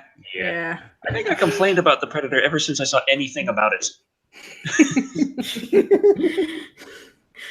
Yes. Oh my I'm God. still laughing about Complain Until You Die. Complain until you die. I'm sorry, I know it shouldn't be funny by now, but it really is. Oh, We need to go to a different topic, talk about Yes. something else, because otherwise I'm going to be doing this for the rest of the night. okay. Next one. So, we all love Nightmare Before Christmas, right? 1993, Tim Burton movie that's about Jack Skellington, who's the king of Halloween, and he learns about Christmas, and he wants to share Christmas amongst his friends at Halloween Town, even though they don't get it. People still debate for years on whether it's a Christmas movie or a Halloween movie. So, and Nicholas Walker says $2 Last Airbender remake on Netflix. We'll get to that eventually. So, yes. So for those who are wondering what I'm talking about, we are going to get a sequel to Nightmare Before Christmas in comic book form. Not in Okay. theaters, because I'm sure everybody would have been like, no! But no, we're going to get a sequel of Nightmare Before Christmas in comic book form, which was exclusively previewed by the Nerdist website. Is a Also, sequel really necessary? Not really, but this is a different sense of a sequel because it actually focuses on Zero, which is Jack's dog. So it talks about that. I guess that it takes place like right after the first movie. So yeah, Creepy, why don't you read this one? Real quick, the Terror of Death, he sent me a message, said that I had missed his super chat. Oh, I had to scroll up a little bit, but he said, would you like to see an adaptation of H.P. Lovecraft's Rat in the Walls? And yes, I would. Short answer, short version, yes, I would. Not sure who I would want to direct that, but I would like to see that. And I apologize for missing your super chat. I guess I was laughing too hard and I didn't notice, but I do apologize. But I will now read the article. Although it's been 25 years, Disney still hasn't made a sequel to Tim Burton's The Nightmare Before Christmas. And that's really unusual for them. And you know what? That's probably a good thing. But creative individuals and other mediums have found cool ways to expand the story of Jack Skellington and the residents of Halloween Town. You sound riveted. yes, you sound really excited about it. It's like, One of those mediums is manga, as publisher Tokyo Pop is bringing out an official sequel set in the world of the beloved film. Tokyo Pop is still around? I thought they went bankrupt. Anyway, I haven't heard about them since college. yeah, they used to be huge. Anyway, the newest OGN is called The Nightmare Before Christmas: Zero's Journey, from the creative team of writer DJ Milky, artist Kei Ishiyama, and cover artist Kiyoshi Arai. Kiyoshi Arai. There we go. Focusing on Jack's beloved ghost dog, this original story is being released as a 20 single-issue comic books collected in 4 full graphic novels and a black and white collector's edition manga. You can see an exclusive preview of pages from the first graphic novel collection below. Yes. So, okay. So we have Oogie Boogie's minions, and they're walking over to Christmas Town. Satoshi Katsumoto says, "Oh, thank God! Didn't we already get a sequel in the video game? Got the game years ago. It was called Oogie's Revenge." I've heard about that right. game. Yeah. I've never played it though. All right. So yeah, these are just basically it. So apparently the minions of Oogie have found Christmas Town. So let's continue. Here is the official description for Zero's journey from Tokyo Pop. When Jack Skellington's faithful pet Zero gets lost, the ghost pup must get the help of the residents of Christmas Town to find his way back. With Halloween plans on hold while Jack mounts the search, will they be reunited in time to save both holidays? So in the wonderful world of The Nightmare Before Christmas as created by Tim Burton, explore the magical realms of Halloween Town and Christmas Town through the eyes of Zero as he tries to find his way home in an unfamiliar world in this brand new story written and created by Tokyo Pop. If you gotta save both holidays in time, should focus on Halloween first. Just saying. Mm-hmm. Yeah. Also, this sounds like Benji the Hunted and like all of those other, like Snoopy Come Home and all those other Lost Dog trying to find his way back movies. So just set in Halloween Town. So Motorcycle US asks Dr. Pepper or Coke, and I gotta say, I went to Taco Bell recently. I ordered a Dr. Pepper. They gave me a Coke. You cannot imagine my rage. Ooh. Well, maybe you can if you saw the Predator I reaction. can imagine your rage. I've had it in my home before. Have you forgotten? Yeah, that is true. Yeah. I think that we've reached the deadline for the Twitter poll. So no, we got 23 minutes. Oh, we do? Oh, you extended the time. Okay, never mind. Oh no, it was 69 minutes. I put it on for. Oh, okay. Oh no, Decker, no. Yes, no. yes. Yeah, he did. You are awful. Yes, okay. I am. Okay, so all right, let's discuss about some other bits of news. So we did talk about that there might be a chance of Friday the 13th coming back. Well, we do know for sure Robert Englund will reprise his role as Freddy Krueger, but not in the way that you think. He's not going to be doing it in a movie. He is going to be doing it in an episode of a sitcom called The Goldbergs.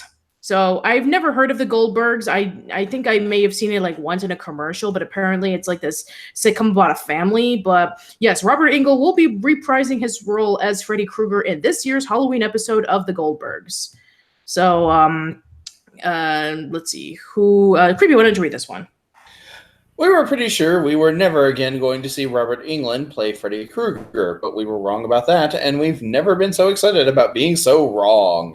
It didn't take much to excite these guys. That's true. Announced today, Robert Englund will be guest starring as Freddy Krueger in full makeup and costume, as opposed to playing Freddy Krueger without those things, in this year's Halloween episode of ABC's 80s set, The Goldbergs. That's just when Robert goes around the mall trying to scare kids. I'm Freddy! Ah! The old guy. And yes, we're talking classic 80s Freddy. So we're not talking about the 90s version of Freddy. They keep saying these things, and it's like, I'm wondering if they thought about how they sounded out loud. I think they may be referring to Jackie Earle Haley's Freddy. Yeah. Yeah, but I mean, Freddy was in the 90s too. But anyway, the episode, titled Nightmare on Elk Avenue, centers on the fears of the show's teenage protagonist, Adam, after seeing A Nightmare on Elm Street. Okay. So yeah. The preview, if you want to go see it, you can just click on the official Goldberg's Twitter page. And yeah, so for Robert Englund, who had retired playing as Freddy a few years ago, and we did talk about a while ago about what are his thoughts about how Freddy Krueger should be portrayed, and we did discuss about like depending on a person's fears, they could be either a football player, they could be a big guy or a small guy. So think of it like if the claw hand was a power crown. Yeah, pretty much so. So also, like you said that. Krugerette. You said that Robert Englund had retired. I think he retired from playing Freddy like 2 or 3 times, actually. Yeah, okay, that's fair enough. It's very similar to like Miyazaki. It's like, I'm going to retire after this movie. I'm back. I'm going to retire after this movie. I'm back. I'm going to retire after this movie. I'm back. For the 5th and final time, Krusty the Clown. That's true. Darth Necrosis said they had Freddy in Dead by Daylight, but it was Jackie Earl Haley. Oh, this kind of reminds me. I think I remember that James Rolfe in his Monster Madness was talking about like how Boris Karloff and various other horror icons would like play their respective roles in like TV episodes or something like that. I guess this sounds very similar in a case in which like all these horror icons are going to be appearing in these episodes of a TV show or something. So I think it was like Route 66 that Boris Karloff played as Frankenstein. So I guess it kind of makes sense in that kind of if you think about that. Which I'm actually curious. I mean, like, when was the last time that we actually had a horror icon appear in like an episode of a TV series? Darth Necrosis also says I think Englund retired because he was having nightmares of being Freddy, and it was worrying him. Maybe that could be a possibility. Mm-hmm. I mean, literally having nightmares of Freddy. I mean, since Freddy does come from your nightmares, that does make sense. Yeah, I've been having some weird nightmares lately, too. Really? Yeah, I was, like, trapped in nightmare world this morning. Oh. Like, I knew I was dreaming, and it was a nightmare. And I could not wake up. So I'm like, well, I just don't want to die. So I'm trying to get around all this stuff. There's like freaking snakes on cliffs, and I'm like, ugh. It was not fun. And I did check the snake colors. Red was touching the yellow. They were bad. Oh. Well, I'm glad that you were able to wake up from that, because eventually it got somehow worse. It went from the physical to the emotional, and I like got a weird Skype call from my fiance as she was in the process of having sex with another man. I'm like, what the fuck? It was a weird nightmare. Okay. That is weird. Yeah. Okay, so let's actually move over to the topic that we did get some people wanting us to talk about. So here we go. So yeah, it was announced a while ago that we are getting a live-action Netflix remake of Avatar: The Last Airbender. So who hasn't read in a while? Was it? Okay, so I go think ahead. Decker. Yeah. I read like 2 lines of one thing and then stopped. Yeah. Okay. Avatar: The Last Airbender only ran for 3 seasons, but managed to pick up one of the most devoted ever fan bases during its short run. The cartoon is set in a quasi-Asian world in which gifted people are able to manipulate the elements with psychokinetic variants of the Chinese martial arts known as bending. God damn it. You put it like that, it doesn't sound quite as... I think X-Men meets Star Wars, and you're halfway there, but call it bending. The animated show is stylistically similar to anime, with influences from American cartoons, relying on imagery from East Asian, South Asian, and Inuit culture to deliver its narrative. That's an element that may prove to be controversial in the new take on the show. Conversations about cultural appropriation have very much moved on in recent years. Those bastards! Okay. Still, during The Last Airbender's original run, the show earned critical acclaim and picked up multiple awards, including a Primetime Emmy and Peabody. It won this praise partly because it dealt with some pretty complex themes, particularly for a Saturday morning cartoon kids show, including discussions of war, genocide, imperialism, gender discrimination, and female empowerment, marginalization and oppression, and the philosophical questions and surroundings of fate and destiny. But none of that matters because they're culturally appropriating, so fuck them! Okay. Now Netflix will reimagine this concept, teaming up with original creators Michael DiMartino and Brian Konietzko. Konietzko, who will executive produce and run the new series. But what can we expect from a series that turned into a fairly massive disaster the last time it was adapted into a live-action property? We've gathered together our finest waterbenders, earthbenders, firebenders, and airbenders to bring you the very latest intel. Well, yes. Considering those don't exist, I assume that means you got nobody. Yeah, so pretty much it just boils down to the fact that, hey, we're going to make a live-action remake of, Avatar The Last Airbender, which I'm sure everybody, unfortunately remembers about the M. Night Shyamalan adaptation that basically just took book one and condensed it over to an hour and a half. Yeah, right. Eli Haas says, no M. Night Shyamalan, then it should be good. Yeah, maybe. So, yeah, there's just a picture of what it looks like. So that's the only picture that we have. It's just Appa and Aang. Right. So concept art done by John Staub. So yeah, that's pretty much it. And there's no information about when it's coming out. It says production isn't due until 2019, so it may come out in 2020, but nobody knows at this point. So, yay! I'm actually really skeptical about this because I know that personally for me, I'm a huge fan of Avatar: The Last Airbender. Yeah. It's my favorite Nicktoon of all time, even though that I've talked to death about Hey Arnold or It's Told by Ginger, but no, seriously, Avatar is, I consider to be a nearly flawless masterpiece. And I mean, I'm willing to give it a shot because I know that the creators are going to be involved in it, but I don't know. I just feel like you don't need to remake Avatar: The Last Airbender. It was great the way it was, but I'm always open to maybe they're going to try to do some, maybe they're going to try to maybe retell the story in a new way that's for the new generation, or maybe, I mean, if that's going to be the case, then, I'm actually curious about how they're going to do it. Go ahead. Go on. Oh, no, I was just saying, I'm actually wondering if they're, I know that Mike and Brian are involved, but I'm wondering about, if other people are going to be involved.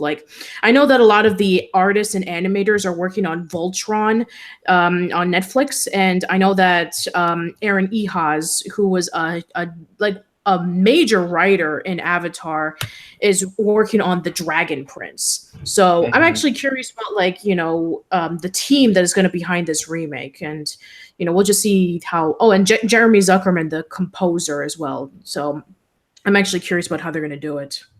Starbucks official says, "Hello, I'm making a mystery series inspired by your reviews." And I'm thinking, I'm already, the mystery's already in here because I have no idea how that works. But good luck. Yeah, good luck. Yeah. All right, so go ahead, Creepy. What were you gonna say? Oh, just, I'm okay, if you want to make a new Avatar series, why go backwards? Why not just go forward and make a series about an earthbender or a firebender, set in the world, but, just with the next in the line of the avatars. Yeah, that's what I was thinking too. I mean, I guess Legend of Korra wasn't as a major success compared to Avatar. I mean, especially if you know about the behind the scenes issues that it went through. Nickelodeon originally didn't want to pick it up because it had a female protagonist. Then they were supposed to only have one season, and then they were going to work on a TV movie called Avatar: The Search, where Zuko was going to find his long lost mother. But then season 1 became such a gigantic hit, and they had to rush season 2. And then the Search was moved over to a comic book series. And then season 2 was basically just rewriting everything, and it was season 1 never happened. And then season 3 and 4 was a lot better, but at the same time, for a lot of people, the damage was done. And then they were thinking about Korra's not that likable, she's way too cocky. There's this subplot that she was in love with Mako, and it didn't go anywhere. And then they had this whole subplot about her and Asami, and then at first it was controversial because, oh no, it's a bisexual relationship, and then it's but it's way too rushed. And then Yeah, I mean, seasons 3 and 4 were much better, like absolutely fantastic. Like Yeah. seriously, like Zahir, fantastic villain. Like Mhm. learning the abilities of airbending and using it in an evil way, which has never been shown before. And then Mhm. season 4 was just like really amazing as well.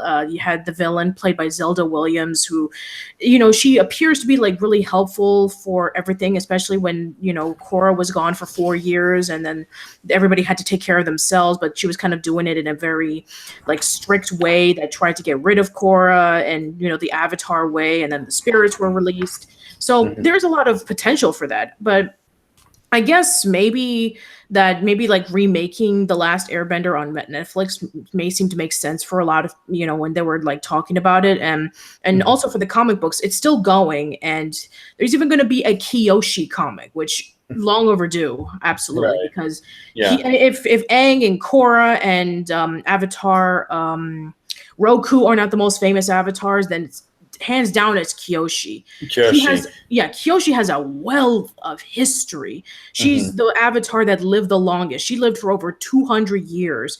And there was like the Kyoshi Islands and the Kyoshi Warriors, and like the stories is so fascinating with it. I'm actually really excited for that one.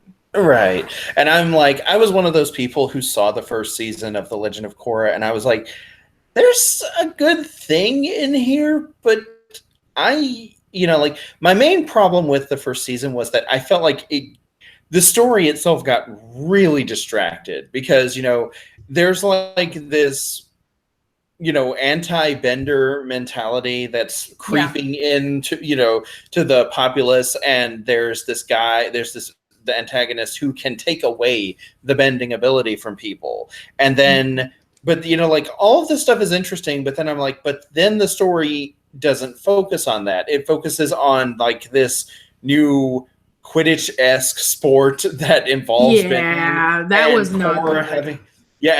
having a crush on Mako.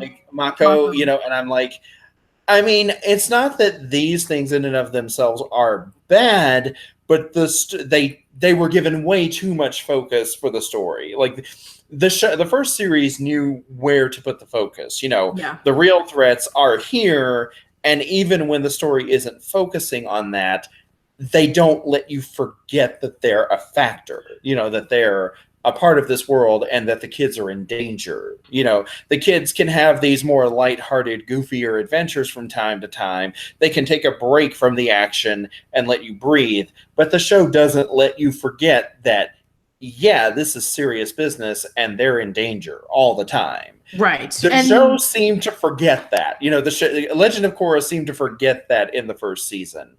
Yeah. Now, the second season was an improvement. I did actually feel like I got through the first season, but it felt like a chore. Yeah. But then I got to the second season and I was like, okay, this is an improvement. This is a step in the right direction. There's conflict between the northern and southern kingdoms. There's this whole thing with the spirits and they're acting weird, and there's the question of whether or not the spirit world should stay open, and the finale of it was pretty damn amazing. The finale of season 2 was amazing, but it was kind of disappointing in a sense because it turned out that it was just like Korra didn't exactly ask anybody if she could release the spirit. She kind of like did it in her own will. Mm-hmm. And, then there was also like the link cut out from like the avatar, if it would ever reincarnate again. Mm-hmm. So that actually just brings the question about like, if Korra dies, does that mean that the avatar cycle is done? Right. It doesn't exactly answer that question. No. But I think a lot of people also felt that in season 2, like the whole conflict with Korra and Mako was just really dragging the series down. To me, it was a relief when that just ended. I was like, this was just a really, really, I was ready for it to be over with. And then it finally was. So I was like, okay, good. And the thing about it is that when it was over, it felt like the show had better focus. The show itself was focusing on what was important instead of on that. So and let's also admit that Avatar 1 was like the best thing of season 2. mean, it's true. For a lot of people, they say that the highlight for season 2 was Avatar 1, the very first Avatar. The animation style changes, the character. We get to see about how he first learned about becoming an Avatar. It was sort of like Aladdin in a sense, because he was going to say it was Aladdin, but with bending, with fire and air, and I remember that section of the season had a lot of really great humor. It knew when to take the story seriously, but it also knew when to be very, very funny. And I loved the storybook style of artwork that they used for that. That was very beautiful. Yeah. I think Decker has gotten bored though, because he's just sitting over here doing like, what do you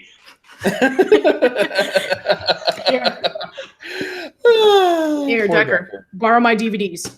Okay. I don't know this show. Help me. I got. I'm thinking like we're gonna have to make Decker watch this when this is all over with, aren't we? Well, you did ask for our help. Yes, you did. I'm sorry. We got this. Of course, got to go to Everest. Each thing to see 1 to 2 to 3 and stand. Got to go with things and stuff. And things go back and let's go forward. Things. The guys in the chat they're saying, "Hey, let's do the thing." The guy in the chat was like, "Hey, you get the airbender. You can kill anyone you want. Just they don't even have to realize. Just put like a bunch of healer around their head." And I'm thinking like when they start talking like Mickey Mouse, wouldn't they know? I don't know. Okay, well, nice to know. I got like every third word of that. I've gotten pretty good at translating Decker over the years. Sure. All right. Okay, let's talk about something that Decker would be familiar with. So we did talk about a while ago that, the whole rumors about Diablo getting a Netflix series, and it's been rumored for a very long time. Well, it has been 100% confirmed. So let's read about that. And I'm sure you can gush all over this, Decker, because I know absolutely nothing about Diablo. Real quick. When it comes out of the ground, possesses a lot of people. You gotta kill it. There you go. Real quick. Carlos Angel dropped a $2 super chat. I love you guys. Keep up the great work. Heart. Thank you so much. Thank you. Yeah. Sorry, I wanted to throw that out there real quick. Continue. Also, there's this thing about the primevals and the soul stones and the world stone and all kinds of stuff like that. It's a lot of fun. Okay. Yeah. All right. Hello, this is about Hellboy writer. Hello. Yeah. Anyway, go on. Remember that rumor about Hellboy writer Andrew Cosby writing a Netflix series based on Blizzard Entertainment's Diablo? Turns out that it wasn't a rumor at all. It was a rumor at the time by definition. Cosby himself has confirmed via Twitter that he's in the final talks to write and run the new animated series after playing coy a few weeks before. And welcome, Dantastic, new member. Thank you. Thank you. Welcome. I guess I can confirm I am indeed in final talks to write and showrun the new Diablo animated series for Activision and Netflix. It's very exciting, and I hope to the high heavens it all works out. Yay! And for those afraid that Netflix would tone down the series, Cosby stated a few weeks before the above tweet that if he were writing a Diablo series, which he is now close to doing, it would definitely be rated R. Well, that could still be toning down. Do you have any idea the kind of shit that's in that series? Right. Hopefully when BlizzCon hits, we'll get more info on this one. Yeah, so that's pretty much it. So yes, Diablo Netflix series is going to be a thing. So we've been talking about the rumors, and now it's been confirmed. So I'm actually curious about how that's going to turn out, because we have the Castlevania series. Yeah, I'm sorry. Go on. It's like we have the Castlevania series, and now we have the Diablo series. Yay! Yay! I do hope there's a witch doctor in the show. That'd be cool. That's my favorite character class in Diablo 3. Necromancers. Have some teeth. Have some teeth. God damn. Yeah, like necromancers in Diablo 3, one of their abilities is that they can throw teeth at people. Yeah, that was that in Diablo 2 as well. That was the bone line of projectiles. The lowest end was teeth, but if you leveled it up enough, it actually threw out a ton of them. And like at level 1, it throws out 2 teeth. And at level 20 or something, it's like 15 teeth. Mm-hmm. Each one can only hit an enemy once, but if you got a whole horde of low types enemies coming at you, one cast of teeth will take down quite a bit of them. And then next up, there is the Bone Spear, which is just a single projectile that shoots through enemies, so you can get them in a line and do a lot of damage that way. And it's much stronger than Teeth, but not as wide. And then, of course, there's the highest one, Bone Spirit, which is a homing attack. It only hits one enemy, but it does a ton of damage, but also takes quite a bit of magic to pull it off. Mm.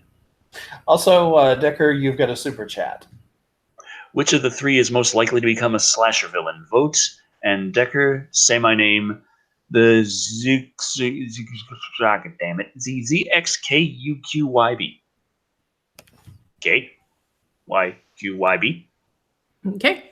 QB. So would I be a slasher villain or would I be a victim? Patricia, she took over our channels. Let's not forget this. That's true. I did. But to be fair, I was brainwashed. Yes. If you guys remember from the Manic Expression movie, where I was, completely brainwashed and I almost took the entire site and I was perceived as the villain. Spoilers. But yeah, that's pretty much how it turned out. But which slasher villain? Let's see. I think I would be Freddy Krueger. I would come into people's dreams and, scare them. I could probably do that I imagine Decker's having a nightmare and then I walk into it and he's like, no, it is a nightmare. I want to go back to the snakes and watching my girlfriend cuckold me. God damn it. So, the poll just ended. Oh. We only got 61 votes. Damn. Oh, but guys. Coming in at number 1 with 46% of the votes, Chain Chompette. I thought it was going to be Waluigi. But thank you guys for not going into that territory. Number 2 and 3, very close, 21 and 22% of the vote, each of them respectively. At number 2, we have Peachette, 22%. Oh.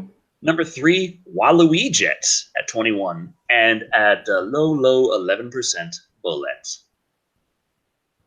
All Somehow Waluigi held their own, and I'm surprised that Peachette did as well as they did. That's good. But Chain Chompette, I was also slightly concerned that they were going to take the prize there. But if Peachy Boo was in there, they would have won, and if Bowsette was in there, they would have won. Yeah. But it turns out the closest vote would have been between Chain Chompette, Bowsette, Peachy Boo, and Peachette. I did not expect Peachette to do as well as she did. Yeah, good job, guys. And Tree Fan says, "Kill me." Oh, we're not going to. I'm afraid not. Yeah, sorry. I was hoping to get some responses with some art. Just got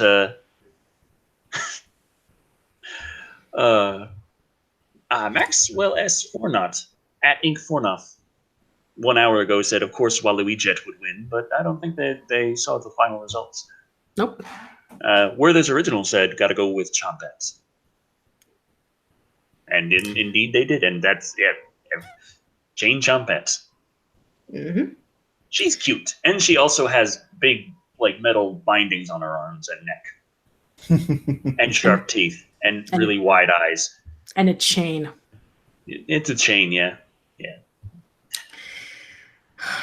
Okay. Let's go over to another video game discussion. Yeah. I'm just looking at Power Crown art now. Okay. John Horn. I'm gonna turn off my camera for a while. That's all right. Okay. John Horn for $2 says, "Here's some art. Thoughts on THOTS." Thoughts. Thoughts on thoughts. Thoughts on thoughts. Oh boy. Anyway, I don't know what THOTS is, but I'm sure you'll let us know. But let's go over to some other video game news. This is one that we actually did talk about a while ago in the episode. Hey, Tara. This is the episode that we talked about a while ago. This is the episode where Decker was trying the hot sauce. So I gotta clean that up. yeah. So we did. Okay, so while Decker cleans that up, let's go over to our next article, which we did discuss about a while ago when Decker was trying the hot sauce. So Sony is launching the PlayStation Classic console this December, loaded with 20 games. 20 genre-defining games and 2 controllers for $99.99, which we kind of knew this was going to happen. And we definitely know that Nintendo's going to do this too, because a while ago they did a... I believe they bought like the rights to the name Nintendo 64 Classic. So it's going to come out eventually. Right. But yes, Nintendo will be doing that, I know, eventually, but Sony is announcing this first. So yes, Sony is following Nintendo's footsteps in bringing back its original PlayStation console nearly 25 years after its initial release as a miniature gaming device called the PlayStation Classic. The device is now for pre-order at Best Buy, Walmart, and GameStop for $99.99, and similar to Nintendo's NES and SNES classic consoles, it'll come with 20 genre-defining titles. It'll include Final Fantasy VI, Tekken 3, and Ridge Racer Type 4. The other games that are being confirmed is Jumping Flash and Wild Arms. And this is a picture of what it looks like. So it essentially just looks like a PlayStation, except it's smaller, which, just like the other one. And it has the HDMI cables, and it has the 2 controllers, which most likely will probably either be wired or wireless. So, yes, we will be getting that really soon. And, oh, wow, look at the difference between the two. It's so tiny. So, yeah, I think that we even discussed about this a while ago. So the games that we do know so far are going to be Final Fantasy VII, Tekken 3, Ridge Racer Type 4, Jumping Flash, and Wild Arms. So I'm actually curious, Creepy, if you chose like the 20 games, what would be, what would you like to see? I do have, there's, like the Resident Evil game, the first 3 Resident Evil games that were released on the original PlayStation. Yeah. I would actually want to see those put on there, because those to me are those were the best games in the series, even though I know, there's the very clunky tank controls, there's the graphics that haven't held up, but I still love them. And the voice acting. And the voice and the bad voice acting, but I still go back. That was too close. Right. You were almost a Jill sandwich. It would be what better. Is that? It would be better if you, the master of the lockpick, took this instead. Here's a lockpick. It would be better if you, the master of unlocking, the master of unlocking. That's it. The master of unlocking. Hope this is not Chris's blood. Oh, there's a gun in here. Yeah, she says that. She just sounds so unimpressed. Opens in the opening of the second game. She opens the glove compartment. There's a gun inside. Better take it with you. But no, I still enjoy the games. There's also one that I'm pretty sure will surprise a lot of people. What was the name of it? Pac-Man Land, I think. Pac-Man Land. Or is that that's cool. Or Pac-Man World? Pac-Man World. It was Pac-Man Land or Pac-Man World, one of the two. Mm-hmm. But that one, the Resident Evil games I already said. This one, and it's kind of an obscure game now, but the first Legacy of Kain game. Ooh, that would be good. Omen. Yeah. Blood Omen was on the PlayStation, and I love that game. I still have it. I still have a copy of it. That's cool. Mm-hmm. Let's see. What would I choose? Obviously, you have to put in... I know that it's going to be redundant nowadays because we have the remasters, but I would love to have the original Crash or Spyro in there. I mean, I know they're getting the remasters, but at least like one for nostalgia's sake. Let's see what else. Definitely, you have to put in Metal Gear Solid. I mean, I know it was like one of the best games that was released over there, so... There was that. Tomb Raider would be a great one as well. Let's see. Oh, we have a $5 comment from John Horn who says, "If Mega Man Legends ain't on that thing, I'm going full Fat Man and Little Boy on Sony Japan." Ooh. I hope that's a Fallout reference. Yes, Fallout reference. Yes. Oh, let's see what else. Okay. Okay, man. Okay, yeah. Very good choice. Tau001, Ape Escape. That's a good one. But they don't have the DualShock. They could add it in. They're going to charge more for it, and they're already charging $100 for this thing. Touche.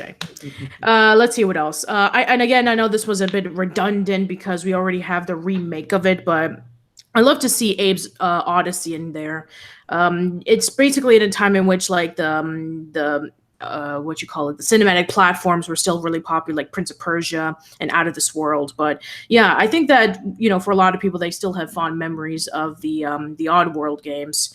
Whether it be Odyssey or Exodus, that's up to, whatever, was more popular. But I think it'll definitely, if I were to choose, I'd love to see Exodus there because I think that was a better game. Let's see what else. Oh, that's really, I guess, the PlayStation is known for a lot of RPGs. I mean, anything from Square. I'm sure maybe you can put in like Vagrant Story or let's see what else. Parasite Eve would be a really good one as well.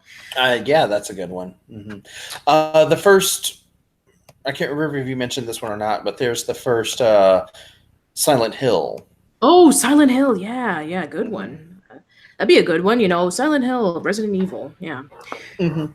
The two like pioneers of three-dimensional survival horror. Mm-hmm. Very good one. Weldon C says Battle Arena Toshinden. That's a good one. Yeah, I'd like to see that too. I do remember that title, if nothing else. Yeah. Mm-hmm. What about you, Decker? What are your thoughts? Lunar Silver Star Story complete and Lunar 2 Eternal Blue complete. Okay. That's I think we have those actually. That's a good one. I can't think of Vigilante 8. Oh, okay. Yeah. That's it. Scott Yoshihara says Dino Crisis. Oh, Dino Crisis would be fun. Another Capcom game. Again with the whole Resident Evil thing. It's just Resident Evil with dinosaurs. So that's also another one. I remember I played the hell out of Dino Crisis 2, but that was the only Dino Crisis I played.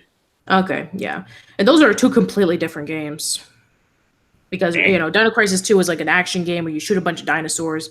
And then the first one was, you were in this building and it was like surrounded by dinosaurs and you had to get yourself free and stuff like that. So, yeah, they're different. And Dino Crisis 3, we don't talk about Dino Crisis 3. Right. I'm sure there's plenty of others that I can't think of on the top of my head, but oh, I hope that you're joking. The ZXQUKUQYB Star Wars Masters of Terras Kasai. No. No. That would not be good. And oh no, not Bubsy. No, please, no Bubsy. Mighty Number 1. Mighty Number 1.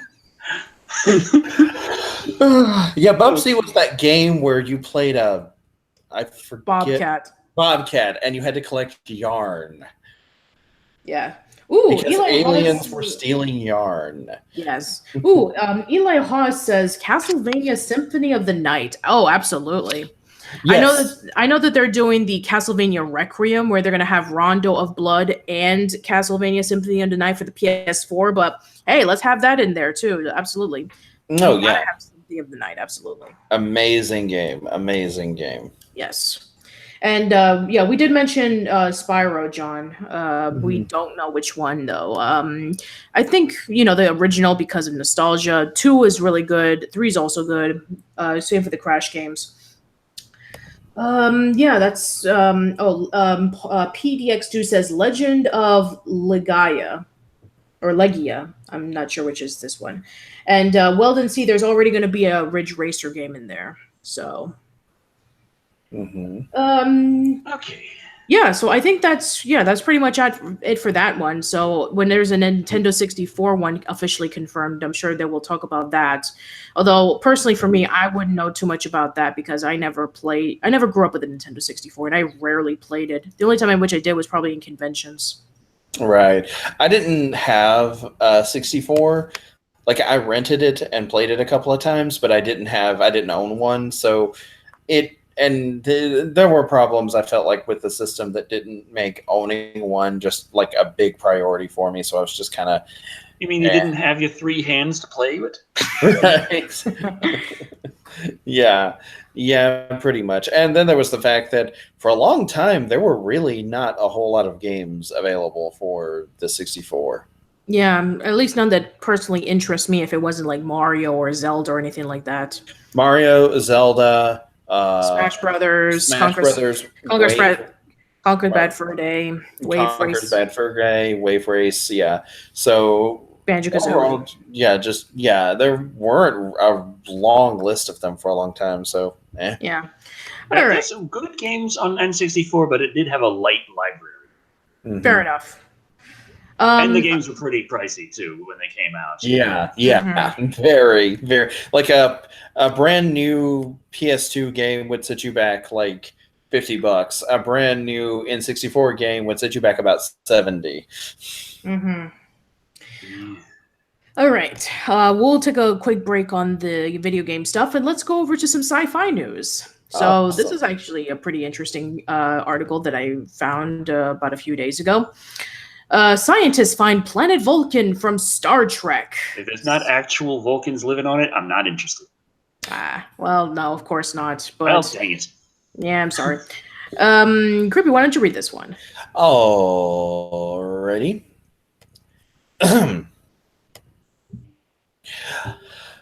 Astronomers have discovered a new super-Earth orbiting a star known as HD 26965. So is it in high definition? Which lies just 16 light years away from Earth, according to a study published in the monthly notices of the Royal Astronomical Society. Oh, the Royal Astronomical Society, so it's official. Super-Earths are planets outside the solar system, or exoplanets, which have a mass higher than the Earth's, but significantly lower below those of the ice giants Uranus and Neptune. The new planet is the closest super-Earth ever found orbiting a sun-like star. The planet is around twice the size of Earth and orbits we already said that, every 42 days. Furthermore, it lies in the optimal habitable zone. The region around twice the size of Earth, then wouldn't we weigh about twice as much on it? Or I don't know how that'll translate exactly. Yeah. But, on Mars, we weigh less. So, yeah, we would weigh more on the planet. But it lies in the habitable zone, the region around a star which a planet can support liquid water on its surface given sufficient atmospheric pressure. So we'd weigh more on this planet, but we would be able to breathe and drink water and so forth there, and not freeze to death. This characteristic, alongside the properties of the star, make the planet a promising candidate in the search for life outside our solar system. The orange-tinted star is only slightly cooler and slightly less massive than our sun, is approximately the same age as our sun, and has a 10.1 year magnetic cycle nearly identical to the sun's 11.6 year sunspot cycle. Author of the study, Matthew Mutterspow. Sure. From Tennessee State University said in a statement, therefore HD 26965 may be an ideal host star for an advanced civilization. Or, it could just be a planet of jerks. The planet was discovered using the 50-inch Dharma Endowment Foundation telescope. Ken says that, yes, we would weigh twice as much. But that's not actually as bad as it sounds. Because, suits of armor were very damn heavy. Everyone knows this. Right. And people are surprised to find out that because it's dispersed over your entire body, it actually doesn't feel so heavy when you're wearing it. So if you weigh twice as much on this planet, then that's also dispersed about as evenly across your body as it could possibly be. So it's not going to be like carrying another one of you. It's just everything's going to be really damn heavy. But you'll be able to do things like breathe and walk. Yeah, you'll be sluggish. Also, the human body, especially younger people, You know, like probably would have to wait, people over the age of 18, but younger people, especially, their bodies can adapt to a new environment to where you are heavier. So yes, you would start off feeling very sluggish, but you can adapt to it. Your body can develop, better muscles for moving around. So it would take a while, but you would gain the ability to move around, a little bit quicker and jump and so forth. So it would take a while, but the human body does adapt to its environment over a period of time. So it's not impossible. Of course, then you go back to Earth and you're like super strong. That's kind of the Superman like idea, except with the sun. Mm-hmm. The idea was the red sun it's not, the sunlight isn't as good. It doesn't make you as strong. Right. So they adapted to that, and then they go to Earth, and they're used to sucking in so much energy from the sun, and they suck in even more from the Earth's sun, and then now they're Superman. Right. The planet was discovered using the 50-inch Dharma Endowment Foundation telescope. Boy, someone really did not think through that name. Atop Mount Lemmon in southern Arizona, which was used to conduct precise brightness measurements of the star. While the latest discovery is significant in its own right, it may carry extra importance for fans of science fiction. In the Star Trek fictional universe, HD 26965 is known by an alternative name, 40 Eridani A. There we go. According to references in Star Trek publications, the star is said to host the famed planet Vulcan, the home of Mr. Spock, science officer on the starship Enterprise. And in 1991, 3 astronomers confirmed in a letter to Sky and Telescope magazine that Vulcan would most likely orbit 40 Eridani A. Thus, scientists may have just discovered the real Vulcan. Spock served on the starship Enterprise, whose mission was to seek out strange new worlds, a mission shared by the Dharma Planet Survey. Another author of the study, Gregory Henry. I can't believe I had trouble with that name. Gregory Henry from Tennessee State said in a statement. My throat's starting to get dry. Sorry about that. All right. I think we got them. Ken's also saying that he weighs 366 pounds, and we need to tell him that if he weighs 732, that's no big deal. And 2G would kill you because for a long period of time, you'd have a little problem like your blood not being able to reach your brain. Right. But that's, I think, what Creepy was talking about how younger people would have an easier time adjusting and stuff such as that. Right, because for example, the average 18-year-old weighs somewhere between 150 to 180 pounds. Like, that's an average estimate, but yes, so that kind of weight doubled would have less of an impact than, say, someone who weighed 250 and then is 500 pounds and is like also 40 years old and not as used to that kind of moving around with that kind of weight. So they would definitely either have some means of circumventing this problem, or they would pick the youngest people possible and who weighed the least amount. Yeah. Mm-hmm. So so basically it's official. Over time, people would adapt to become short but strong. We have a planet of dwarves. It's amazing. Like not dwarves like actual people suffering from dwarfism. I don't know if suffering is the right word. But I mean, the only thing I've been reading throughout this entire thing, have dwarfism. Yeah, not that. I mean, actual like Middle Earth kind of stuff. They're gonna beards are gonna be very popular with the women. The only thing I've been reading on this so far with this discussion is, OMG, I'm gonna finally do DBZ training, gravity training. Becoming a Super Saiyan, and you'll be just fine, says Eddie Horta. So yes. Yeah, but you'll also have to practice screaming a lot more. You'll have to study Decker's Predator reaction video and learn how to do that properly. We're never going to stop giving you crap about that. I didn't like the movie.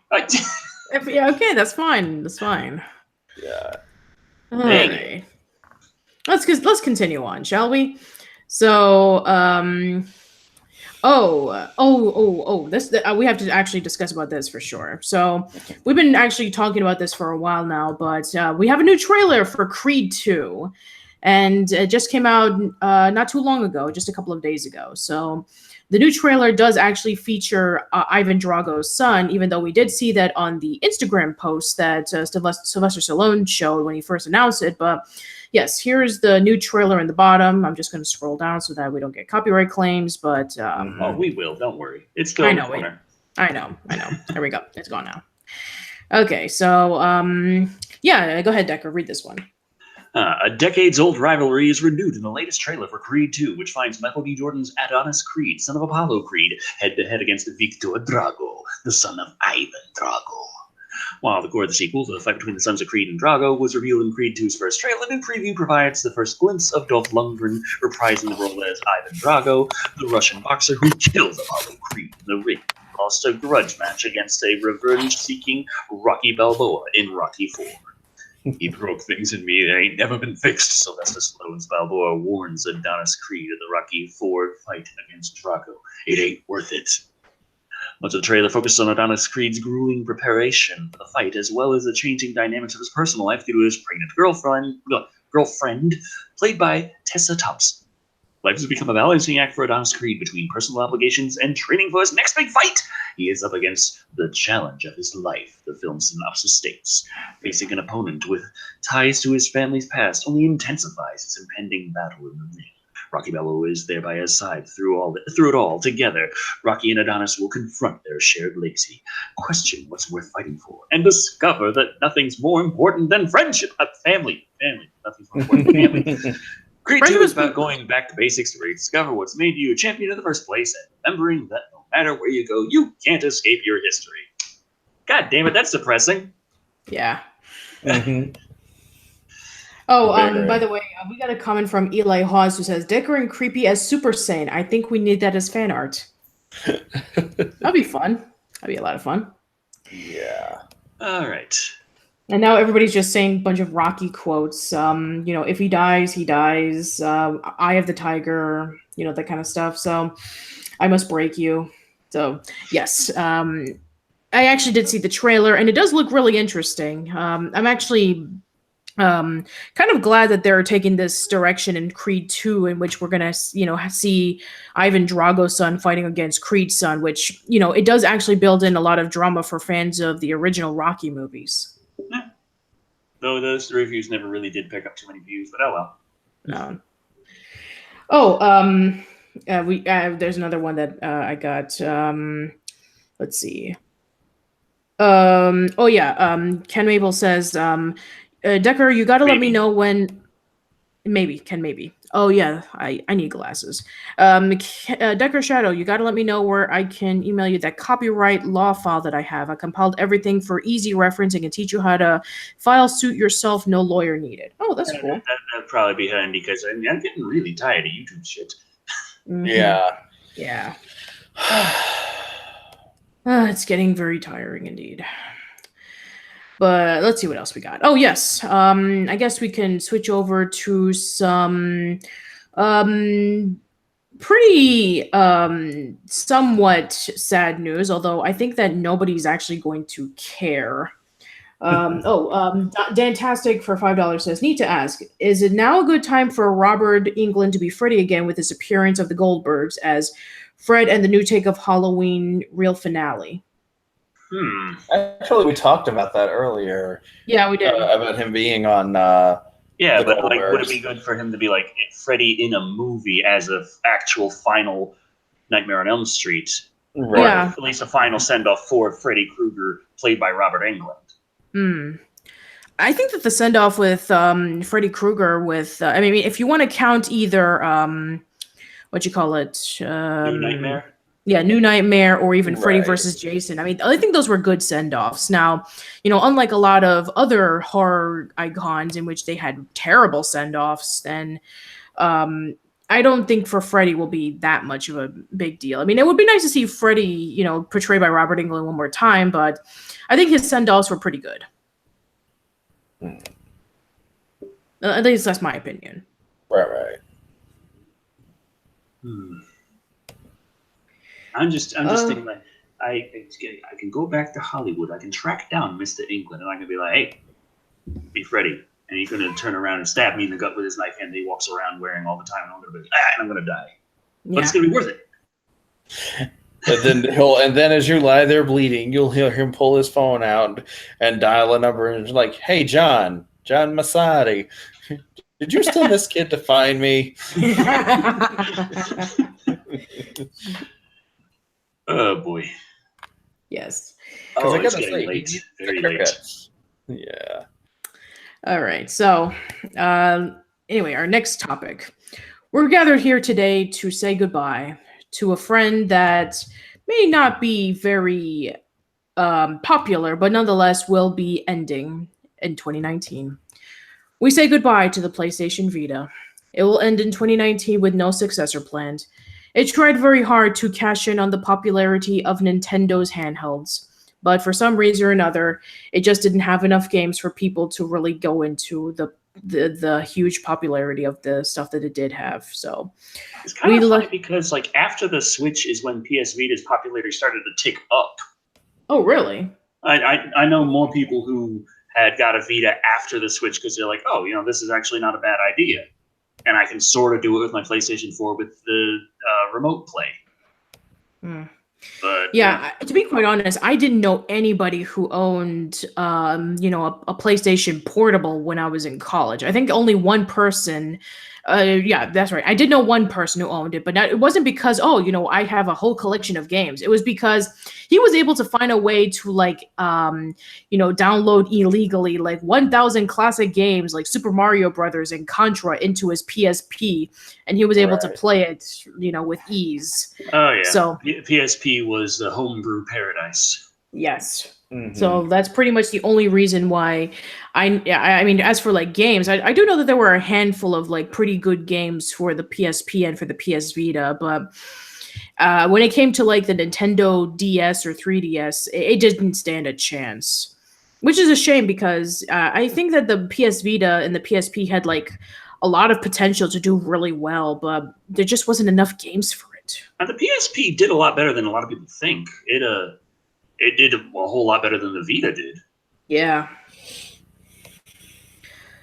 But unfortunately, from what when I used to work in Goodwill, when we got like some PSP games like donated, you could easily like take out the plastic parts and get to the CD. And if it's like really, really scratched, there's not a lot you can do to fix it. So I think that was kind of like a reason why, there were some faulty issues with, people who owned a PSP. And as for PS Vita, they did improve it, like getting a little tiny chip so you can be able to plug it into your games and stuff like that.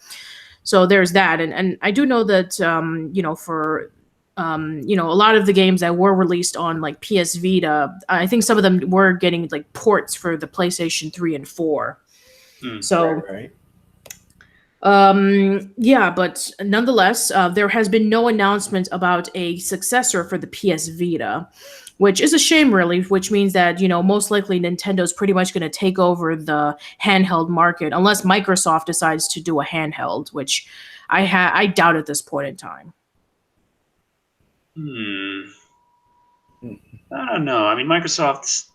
I like my portable Microsoft device. It's called the Surface. I guess it would be kind of cool to play Halo on the go. True. I don't imagine like Microsoft putting out a handheld that really works very well as a handheld. I'd imagine Microsoft's handheld to be something akin to an Atari Lynx. Very large, needs batteries like you wouldn't believe. Impressive graphics for the time, but too bulky and it's just too bulky, too expensive, not enough games. Yeah, I guess I can see that actually. Considering when the Xbox first came out, we had to deal with the Duke controller. I like the Duke. It was like the size of a baked potato, Decker. Have you seen my hands? Okay, okay. Fair point. Also, okay. big hands. Oh yeah, and also the Microsoft Zune. Oh my God, yeah, this was when it was trying to be it was trying to catch in the popularity of the iPod. Right. I remember when I used to. I remember when I guest starred in an episode of the Comic Book Cast's gaming channel. We basically made a running joke about like one of the members at the time, Joel, being a hipster. And I think I mentioned, like, Joel is over there, like, listening to his Microsoft Zune, listening to music. So, yeah. But yes, it's going back into the PS Vita and the PSP. We're back on Dr. Loomis. Satoshi Katsumoto says he played it 6 times. Yes, he yes, as I was saying, it's. I think that for the most part, I do give Sony credit for trying to, cash in on the popularity of the handheld market when Nintendo pretty much just like took it over. But I think that there's when it comes to handheld games, I mean, for a while there's no stopping the big end, and I think with the Nintendo Switch being both a console and a handheld that you can take around with you, I think that. I don't know. I mean, with the exception of maybe like cell phone games, I mean, I wouldn't be surprised if maybe at some point in time handhelds would be kind of irrelevant. Yeah.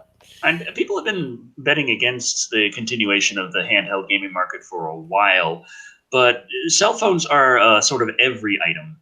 It's kind of like PCs versus game consoles. PCs can do a lot more and can do really good in gaming in general, but tend to be a lot more expensive, at least to start up. And it doesn't have the convenience aspect of everything just kind of built in. It's for that purpose, there it goes. So I feel kind of the same way in a dedicated gaming handheld versus a smartphone. Yeah, that's true as well. Okay, Corey 2000 says, I shot him 6 times. I shot him 6 times. Okay. I shot him 6 Shamrock. I shot him 6 times, 6 times, 6 times. I shot him 6 times, Silver Shamrock. There we go. Shamrock. There we go. The Mad Groper for $4.99 says, quick message to say thanks for all the great videos. We came through the hurricane pretty well compared to some.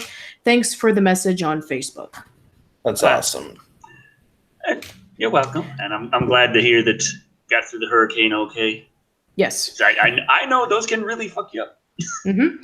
And Zentron, if you're wondering about what our thoughts on the new She-Ra trailer was, we discussed about that in our last episode of Live and Wired. So yes. Yeah, you can go check that out. But if you want to, I think that we did discuss about that in the last episode. Mm-hmm. Okay. Yeah, we're reaching almost the 3-hour mark, so let's quickly finish. ZXKUQYB says, and remember, always remove the skull with the spine attached for easy storage. Take care, everyone. Thank you very much. Good advice. Thank you very much. Right. Oh, and speaking of skull, nice way to segue. Thank you very much for that. ZXKUQYB. We do have a new trailer for Hideo Kojima's very confusing game Death Stranding. And we have a new character introduced, a guy with a skull mask. And who's voiced by Troy, yay. This was from Tokyo Game Show. Skeletor? Yes, Skeletor is in Death Stranding. So yes, so this is going to be the character that Troy Baker voices. And apparently from what is said in the trailer and in interviews, it was supposed to be like some sort of antagonist or something, but you'll never stop me, Porter. Yes. You'll never get away with this, Guillermo del Toro. Something like that. I don't know. But yes. So yeah, this guy just basically comes out and he says, all you have to do is make it out alive. To make it out alive is to not get eaten. And it's not a very long trailer. It's pretty short, but again, it's like, I still don't know what this game is about. It looks cool, but it's still very confusing. I'm still just trying to figure out what the gameplay is. I still don't know. I mean, you have Norman Reedus coming from the goo with this baby, and then you have Guillermo del Toro somewhere, and then it's like, what is this? It still it still gives nothing. But at least we do have some. Corey 2000 says Skeletorette. No. And now I'm just thinking not only does Skeletor get the crown, but he can't stop swearing. All right. Or she can't stop swearing. Yeah. Well, we did get some new pictures on Twitter about some new people who are going to be in the game, but still, that doesn't explain on who they are or what their character is going to be about. And we have another guy with a skull, but still, I don't know. It's still weird, but yeah, I mean, Disco says it's a battle royale. sure. Maybe, I don't know. Sure, it's a battle royale. So they have some, showcasing of new people and pictures, but I still don't know. I mean, I'm hoping that with every time that we get a new trailer, it'll give us some more answers to questions. But no, it's like, oh, it just gives us more questions. It's like, what is this game about? I wish I would know. That's an interesting idea. Should be Fuluet. Oh, I like that. I don't know that he would, but that's very funny. I like that. Yeah. Why do I have breasts? This is even more maddening than usual.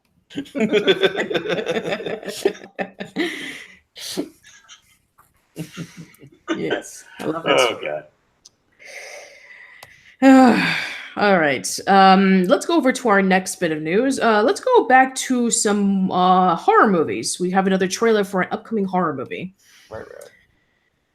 Okay, so we got another one from Netflix because Netflix has been on fire lately with showing off some more horror movies that they want to, present, whatever. Okay, so this one is called Apostle, and no, it has nothing to do with the 12 apostles from Jesus Christ. It's something way more screwed up than that. This is essentially a murderous cult movie that takes place in the year 1905. Okay. So, yeah, I don't know. So as far as I could tell, stories like guy goes to places like, hey, I'm looking for this lady, and they're like, oh, we'll help you with that. And then in the back, they're like, hey, you know what? I don't like this guy. He smells weird. And they're like, okay. And then they grab him, and then they screw his brains out. Yeah. With a metal screw. Yeah, like literally with a metal screw. The trailer's in the bottom if you're interested in checking this out. So, anyway, I'll read this one. As the horror genre enjoys a modern revival thanks to films like Get Out, A Quiet Place, and Hereditary, it's inevitable streaming sites will look into get on the action, which we've been discussing about to death in episodes of Live and Wired. Fortunately, streaming sites are getting better and better with many films and series nowadays, bypassing cinemas or to regular TV, or they go straight online. Netflix's latest movie to capitalize on the popularity is Apostle, starring Beauty and the Beast Dan Stevens and directed by Gareth Evans, who directed The Raid. The trailer has been released on Netflix, and it looks darker than anything either actor or director has done before. In 1905, a drifter on a dangerous mission to rescue his kidnapped sister tangles with a sinister religious cult on an isolated island. It may be such... I'm sorry, I can't read this when my eyes are blurring up. Sushient. Well, you're an hour ahead of Decker and I, so yeah. I mean it's later there, so yeah, I can believe that your eyes are blurring up. Do you need one of us to take over? No, I'm okay. I'm okay. I'm getting better now. Okay. There is enough in that sentence to whet the appetite of any horror fan. Firstly, it's 1905. While modern or even futuristic horror films can be great, the past, especially pre-war, turn-of-the-century times, is always creepy. People be going about their normal day, but if it's a time like this, of which we know some but not all of its history, it's innately dark and a bit sinister. Second, the protagonist is a drifter. In 1905, that can mean many things. Today, it may just mean traveler or homeless person, but back then it could be a number of things. The fact that he's on a dangerous mission to rescue his kidnapped sister only deepens the intrigue. In what way is it dangerous, and why was his sister kidnapped? Is she an important figure or just an unlucky girl? Thirdly, and the real kicker for horror fans, a sinister religious cult, but not just a sinister religious cult, it's on an isolated island. Were they isolated for their own safety, banished from the mainland because their cult was too damn weird, even for 1905? The modern age was still developing at the turn of the century, with ancient religions being held up by many, but questioned by a few. What makes it sinister, or have they formed their own religion? There are clues, but the film's creators have been keeping their cards close to their chest. The most interesting thing about horrors and thrillers is when something deeper is going on in the subtext of the film. Apostle is not purely about a guy going on an island to rescue his sister. There's more going on there. We explore the notion about how one man's political ideals and desires for power can corrupt a religion, can corrupt a society, and can corrupt morality. Sinister religious cults kidnapping people on isolated islands. We cannot wait. It'll be coming out on October 12th to Netflix. So yeah, it sounds very intriguing. Kind of almost reminds me of BioShock, with Andrew Ryan gathering up everybody into the city of Rapture, and then it just pretty much goes disastrous. Right. So that's fair. I'm just like, where's the power crown? That's all I care about anymore. That is my religion. Hasn't been invented yet, Decker. God damn. Not until January. Not until January when new Super Mario Brothers U Deluxe. God damn, that's a terrible name. And anyway, when that comes out, new Super Mario Brothers U Deluxe. Yes. I'm going to discuss about one more news article, and this one should be really interesting for those who are fans of the Death Race series. Oh yeah, I really like the trailer, actually. Yes. Right. Like, it seems here like Frankenstein is there, but it's not necessarily. It's not. Oh, the new guy we're following around is Frankenstein, and then Frankenstein is like actually sort of a semi-mysterious character. Mm-hmm. Wears the mask, has a modulated voice. And it's like, oh, I'm actually interested in this fucker now. Yeah. So, why don't you read this one, Decker? The Death Race series of movies shows no signs of, pardon the expression, slowing down after launching in 2008 with a remake of Roger Corman's original 1975 cult classic Death Race 2000. The modern franchise is now 4 films deep, with its latest, Death Race Beyond Anarchy, hitting Blu-ray, DVD, and VOD next week. This dystopian vision of a future in which prison inmates are forced to compete against each other in deadly auto races, all broadcast on a reality TV program, has remained intensely popular with fans, who have continued to keep it on the road, even as the films have veered off the big screen and gone directly to the home market. Let's watch this exclusive behind-the-scenes look at Death Race Beyond Anarchy, except that's copyrighted, so we're not actually going to. But we know that Danny Trejo's going to be in it. Yeah. So, there you go. That's one. Danny Trejo returns as Goldberg. We get lists back. Beyond Anarchy is actually like Death Race 2 in 2010 and Death Race 3 in front of 2013, a prequel to the 2008 movie, but it's also the movie that brings the series to the doorstep time-wise of that film. This time out, a new inmate named Connor Gibson, Zach McGowan of Black Sails, is planted on the Supermax prison with the express purpose of going head-to-head with Frankenstein, played this time by Vilslav Pavlov, and taking the legendary masked racer down. By the time action is all said and brutally done, the Death Race series will have gone full circle. It will be up to those die-hard fans to demand that the series find a way to continue from here, with which we imagine the filmmakers and studio will be happy to do if they're dumb enough to keep giving them money. Death Race Beyond Anarchy is directed by Don and yeah, and it has people in it. And it's coming out October 2nd. Yay. Yay. I'm personally kind of looking forward to it. Should be cool. I mean, I don't expect it to be an amazing film, but it did interest me more than the last 2 sequels. Yeah. But I'm actually, curious about some people are asking about Frankenstein. So, Brandon Kilgore says Frankenstein was the monster's creator. The Dr. Frankenstein didn't have deformalities. I don't think they're referring to that Frankenstein. Right. So they have the concept going in Death Race that it's similar to the Death Race 2000. It's like, here's Frankenstein. He's the best racer. He keeps going. Except he never gets all of the races in a row because he just so happens to have a horrible accident, but he luckily survives, which he didn't actually. It's just they got a new guy in the mask. Mm-hmm. Eddie Horta says, wondering what the continuity will be. I think they did mention in the article that it was going to be a prequel. So it's a prequel to the 2008, but it comes after. It's like 2008's Death Race with God damn it. Guy, Transporter series. Name. Jason Statham. Jason Statham, yeah. 2008's Death Race with Jason Statham was the only one with Jason Statham. And then they brought it around to a prequel to those events, the origin of Death Race. And then they had more Death Race, but this time in the deserts, open world Death Race. Weird.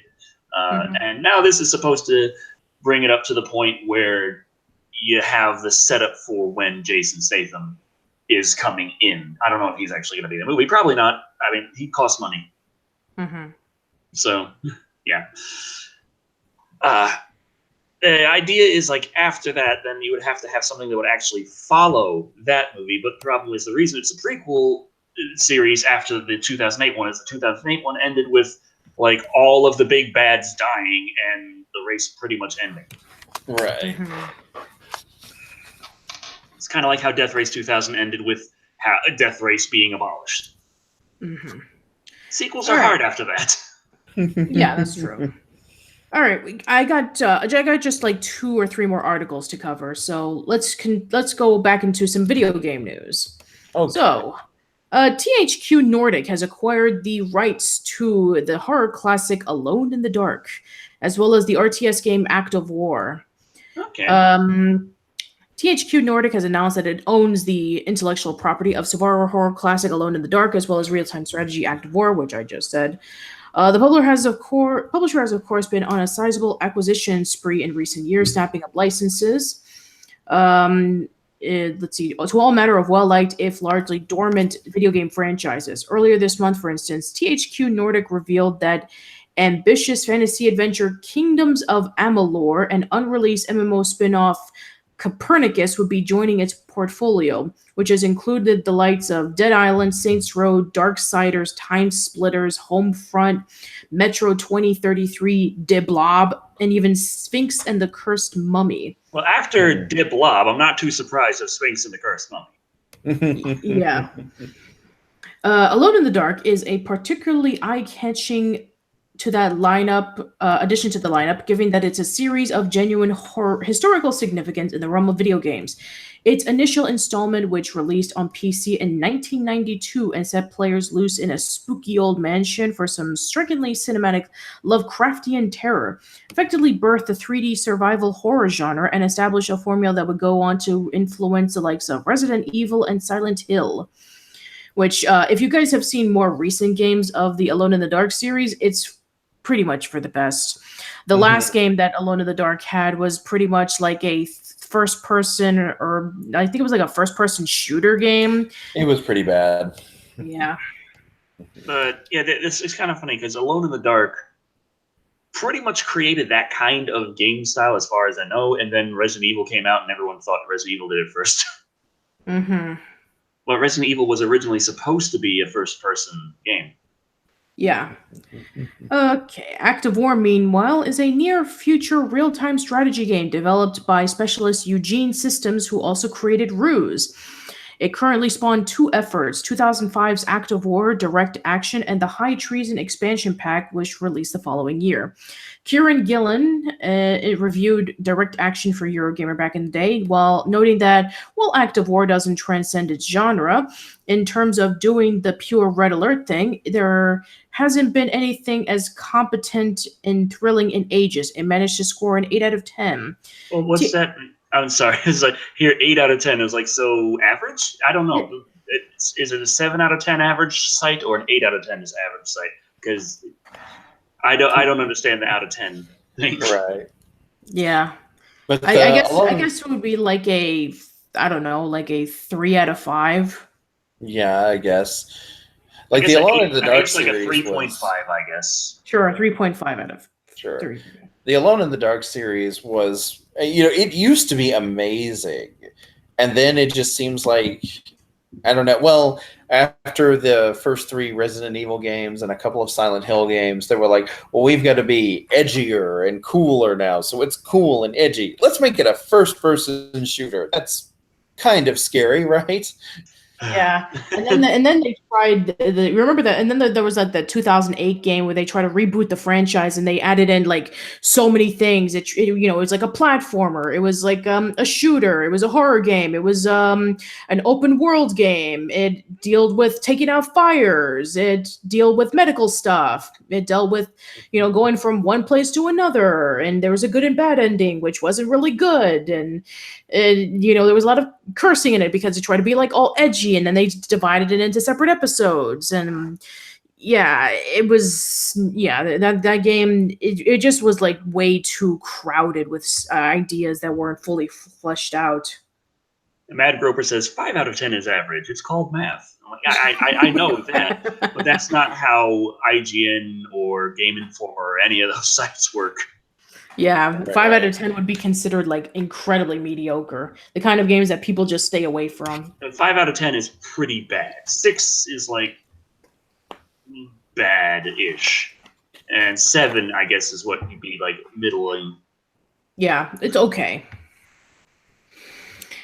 Okay, so yeah, in a sense, this could be actually a blessing in the fact that we are getting other people to work on Alone in the Dark. Dork. Alone in the Dork. I'm tired. I'm tired, by the way. Yeah, I'm sorry. Damn, my GPS is broken again. I told you that episode of Star Trek was overplayed. Let me out of here. Wait, oh my god, this is Alone in the Dark. Alone in the Dork. Yep. Live and Wired. That'll be our next title. Live and Wired. Alone in the Dork. If I remember. Remember. I'm sure they'll like post it somewhere. If it's not gonna be that, if it's not gonna be Alone in the Dork, then it's probably gonna be I don't know, episode 22, Complain Until You Die. Yeah. No, that's my name on Twitter right now. Well, excuse me. All right. Okay, let's finally conclude everything with some YouTube news because everybody loves YouTube news. Yeah. And man, just this article is like a severe downer. Like just the first. I know which article you're talking about, but I'm just like. Yeah, this title is just like boom. I don't entirely agree with this because this article is kind of what would you call it? The fallacy of composition. The idea that what's true of a part must be true of the whole. So if you can find an example of a small subset or an individual even of this group that is guilty of something, then that guilt is expanded to everyone involved, everyone that has that label of some kind. Yeah. So apparently, according to The Verge, where we, read off the first article we discussed about in terms of like how YouTube is failing its content creators, they're also talking about how YouTubers are not your friends. Mm-hmm. The concept creators are the competitor of The Verge, so sure. Yeah. So basically, they're just talking about how yes, I mean there are some like relationships that people have to have like a fine line in, like, oh, I follow you, so that means you're my friend now. So it's I mean, it's kind of really difficult. It's like, I'm a huge fan of your work and I want to get to know you more. So I guess some people are like, I guess with everything that's been going on lately in terms of like, oh, you're kind of like, you're constantly stalking me and creeping me out. It's like, yeah, I mean, people do get to that point, unfortunately, which is why, there's some, which is why some people, tend to stay away from interacting with their listeners or their followers or their subscribers. But then there are some people out there who, they really like their work and want to support them and want to, help them in some way and get to know them. So it's like sociologists Richard Wohl and Donald Harton originally coined the concept of parasocial interactions and relationships in 1956 to explain how audiences develop attachments to media figures. Boils down to one-sided affection. A person invests emotional energy and attachment into a media figure, and they develop a sense of kinship and intimacy that makes them feel as though they know this celebrity, even though the celebrity has no idea they even exist. And yes, that does exist. That is an aspect. And to some individuals, it can become a little bit extreme, but that is the fallacy of composition that I was talking about. Not everyone watching thinks they're my brother. Right. Not everyone watching thinks that they can walk in here and have a beer with me. Most of them would realize I probably need to ask permission from this guy and figure out what's this on his schedule, and he's probably busy and will tell me no. Because most of you are older than 5. Most. yes, most. Yeah, I mean, it's I to be quite honest, it's a rarity that I mean, other than you guys, I have not met with. I mean, I've interviewed like a handful of content creators on my podcast. Such as Derek Alexander, aka the Happy Video Game Nerd, and Brandon Jones from formerly known as Game Trailers, now known as Easy Allies. Recently, I had Ash Paulson from Game Explained discuss about Mega Man with me. But yeah, very rarely do I ever like interact with any content creators or YouTubers online and saying like, oh, you're my friend and stuff like that. So yeah, I've always been like, having like a respectable, relationship, like, kind of like not like acquaintance, but like we just respect each other's work and stuff like that. Right. It also kind of gets me further in the article where they start talking about how they start, talking shit about the audience as well, saying that they feel entitled to to information from the like personal information, and I'm like, sometimes I get some personal questions from commenters, but I don't think it's from someone who feels entitled to know and feel that I owe them the answer. It's just, I'm a person, they're a person. They might be curious. Mm-hmm. This happens in conversations between people. Yeah, that's true. And I can tell if someone asks me something I don't want to answer, I can tell them no. Yeah, it's possible. That's true. I don't. And then there have been also people who like give you death threats saying like stop talking about this. If you don't change your thoughts on this particular thing, which was negative, then I'll find you and I'll kill you. So yeah, but the amount of people that actually put in the effort to try is like very low. And if they do, then hey, there's the police. Mm-hmm. I mean, I'm not saying that that's like it's not an issue at all, but it's not the issue that The Verge seems to be making it out to be. Mm-hmm. The fallacy of composition, like I was saying. Right. Yeah, pretty much so. I think that for the most part. So Darth Necrosis says, I've always wondered, where did Creepy get Chibi Fulu? Hope there's a store or website to buy. And Darth Necrosis, how dare you feel so entitled to that information? Asking that question to get this information, you do not deserve information. Ooh. By the way, it was Amazon. It was Amazon.com. However, there was one person that I was like really, really happy to meet when I was at New York about almost a year ago.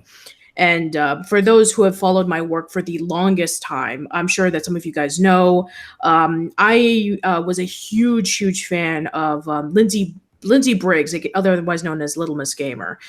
She was a part of PBC Productions, which was like a video game site that was kind of similar to Screw Attack back in its day when they were really, really small, in which they did like video game content and all that stuff. Some people would know them as for the work on Captain S, which was from Brett Vanderbrook's character, which it's kind of like Captain N with, but except it's with Sega Genesis, and the character of NES was the main enemy. I saw some of that. I remember that. Yeah. So there was another series that they worked on, which was called Little Miss Gamer, in which it was kind of like being sort of like the complete opposite of James Rolfe's Angry Video Game Nerd videos, in which she talked about video games in a very positive sort of way. She always found the good things about, video games. And I had her as a guest on my podcast like many, many years ago, which unfortunately didn't get practically any views whatsoever. I think as of right now, it has like 300 views, which I guess it's understandable because when she pretty much stopped doing YouTube videos, and now she works for the Jim Henson Corporation for puppeteering, and she has her own puppet company called Wonder Spark Puppets with her husband Chad, who is also a member of PPC Productions, and she has 2 kids now. But yeah, a lot of people, I think, like, people from like the early to mid 2000s who are known for, who knew YouTube stuff back then would probably know about this person. But for the most part, yeah, I really, if anything, like if it wasn't like game trailers who also inspired my stuff, it was probably, either Screw Attack or PBC Productions with Little Miss Gamer. And I was happy and very fortunate to actually, when I was in New York for a week visiting my family and stuff, I actually did get to meet her. Mm-hmm. So that was actually one of the most like happiest moments in my life, because I had been a huge fan of her work, and when I said, "Hey, your work really inspired me," she was like really appreciative of that. Yeah, I mean, also it's like I'm just thinking like there's times, very rarely, sometimes I'm noticed and recognized on the street, and sometimes someone will come up to me and have a little chat, and I haven't had something happen yet where that ends badly in any way, shape, or form. It's just like, hey, you're Dr. Shado. It's like, yeah, how's it going? It's like, hey, slap the forehead. Yeah, slap the forehead. And it's just all good. And like I post about it on social media, or mention how I ran into a fan at the Renaissance Fair once, and then there's a bunch of other people saying, I saw you too, but I didn't want to upset you, so I didn't come forward. There's a lot more people who are very cautious about that. Right. Understand that there is a barrier, and they want to keep that barrier up sometimes more than I do. But it's Sure. like the idea that that the YouTube audience, because they can talk to creators, maybe are more at risk of thinking that they have this big intimate relationship. Possibly, but you would have to be someone predisposed to have that kind of thing no matter what, whether you're just watching TV or interacting with a YouTuber. It's not a thing that has to do with the media so much as just the individual mentality, and it is a pretty rare condition. Right. Eli Hawes, before I get to your comment, Eli, Scott Yoshihara asks, who inspired you, Decker and Creepy? Well, yeah, Decker can go first. Sorry about that. Big giant piles of money. Okay, so I was watching quite a bit of the Nostalgia Critic. I was doing my own movie reviews on the internet at around the same time. They were just short and stuff. They were nothing really too special. And one of my friends had told me that I wasn't too bad with my commentating, and if I worked on myself a bit, maybe I could get on Channel Awesome. So that just kind of ran with that. Like, yeah, that's a goal.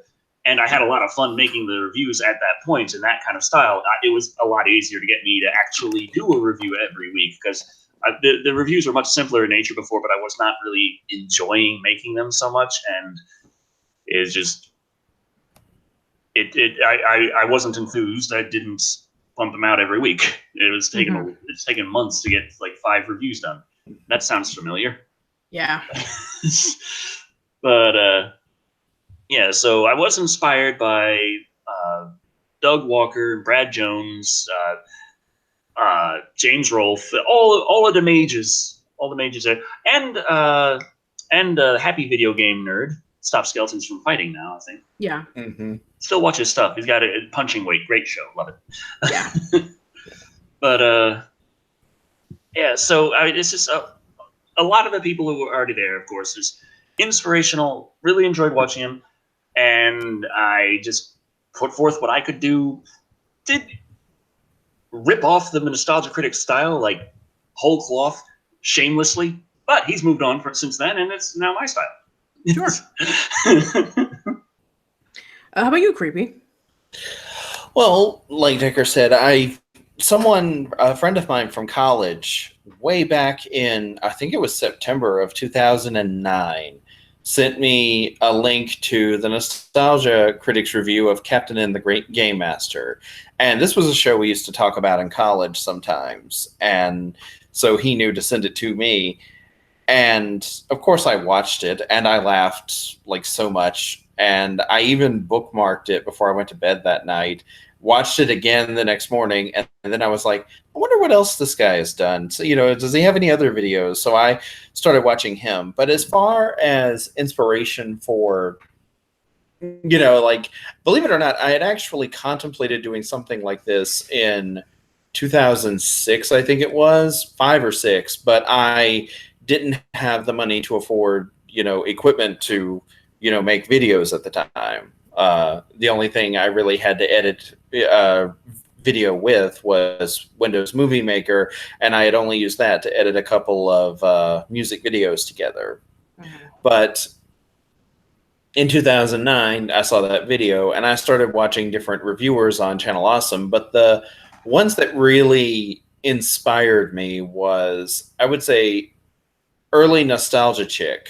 Mm-hmm. I really liked her stuff, and Obscurus Lupa also, because she in addition to movie reviews, she also did episode reviews, of television shows that she liked. So yeah. I would say those two, and maybe a little of Brad Jones, and also, believe it or not, Linkara, even though it's nothing at all like what the material that we review is completely different. I did look to him a little for inspiration too. Yeah.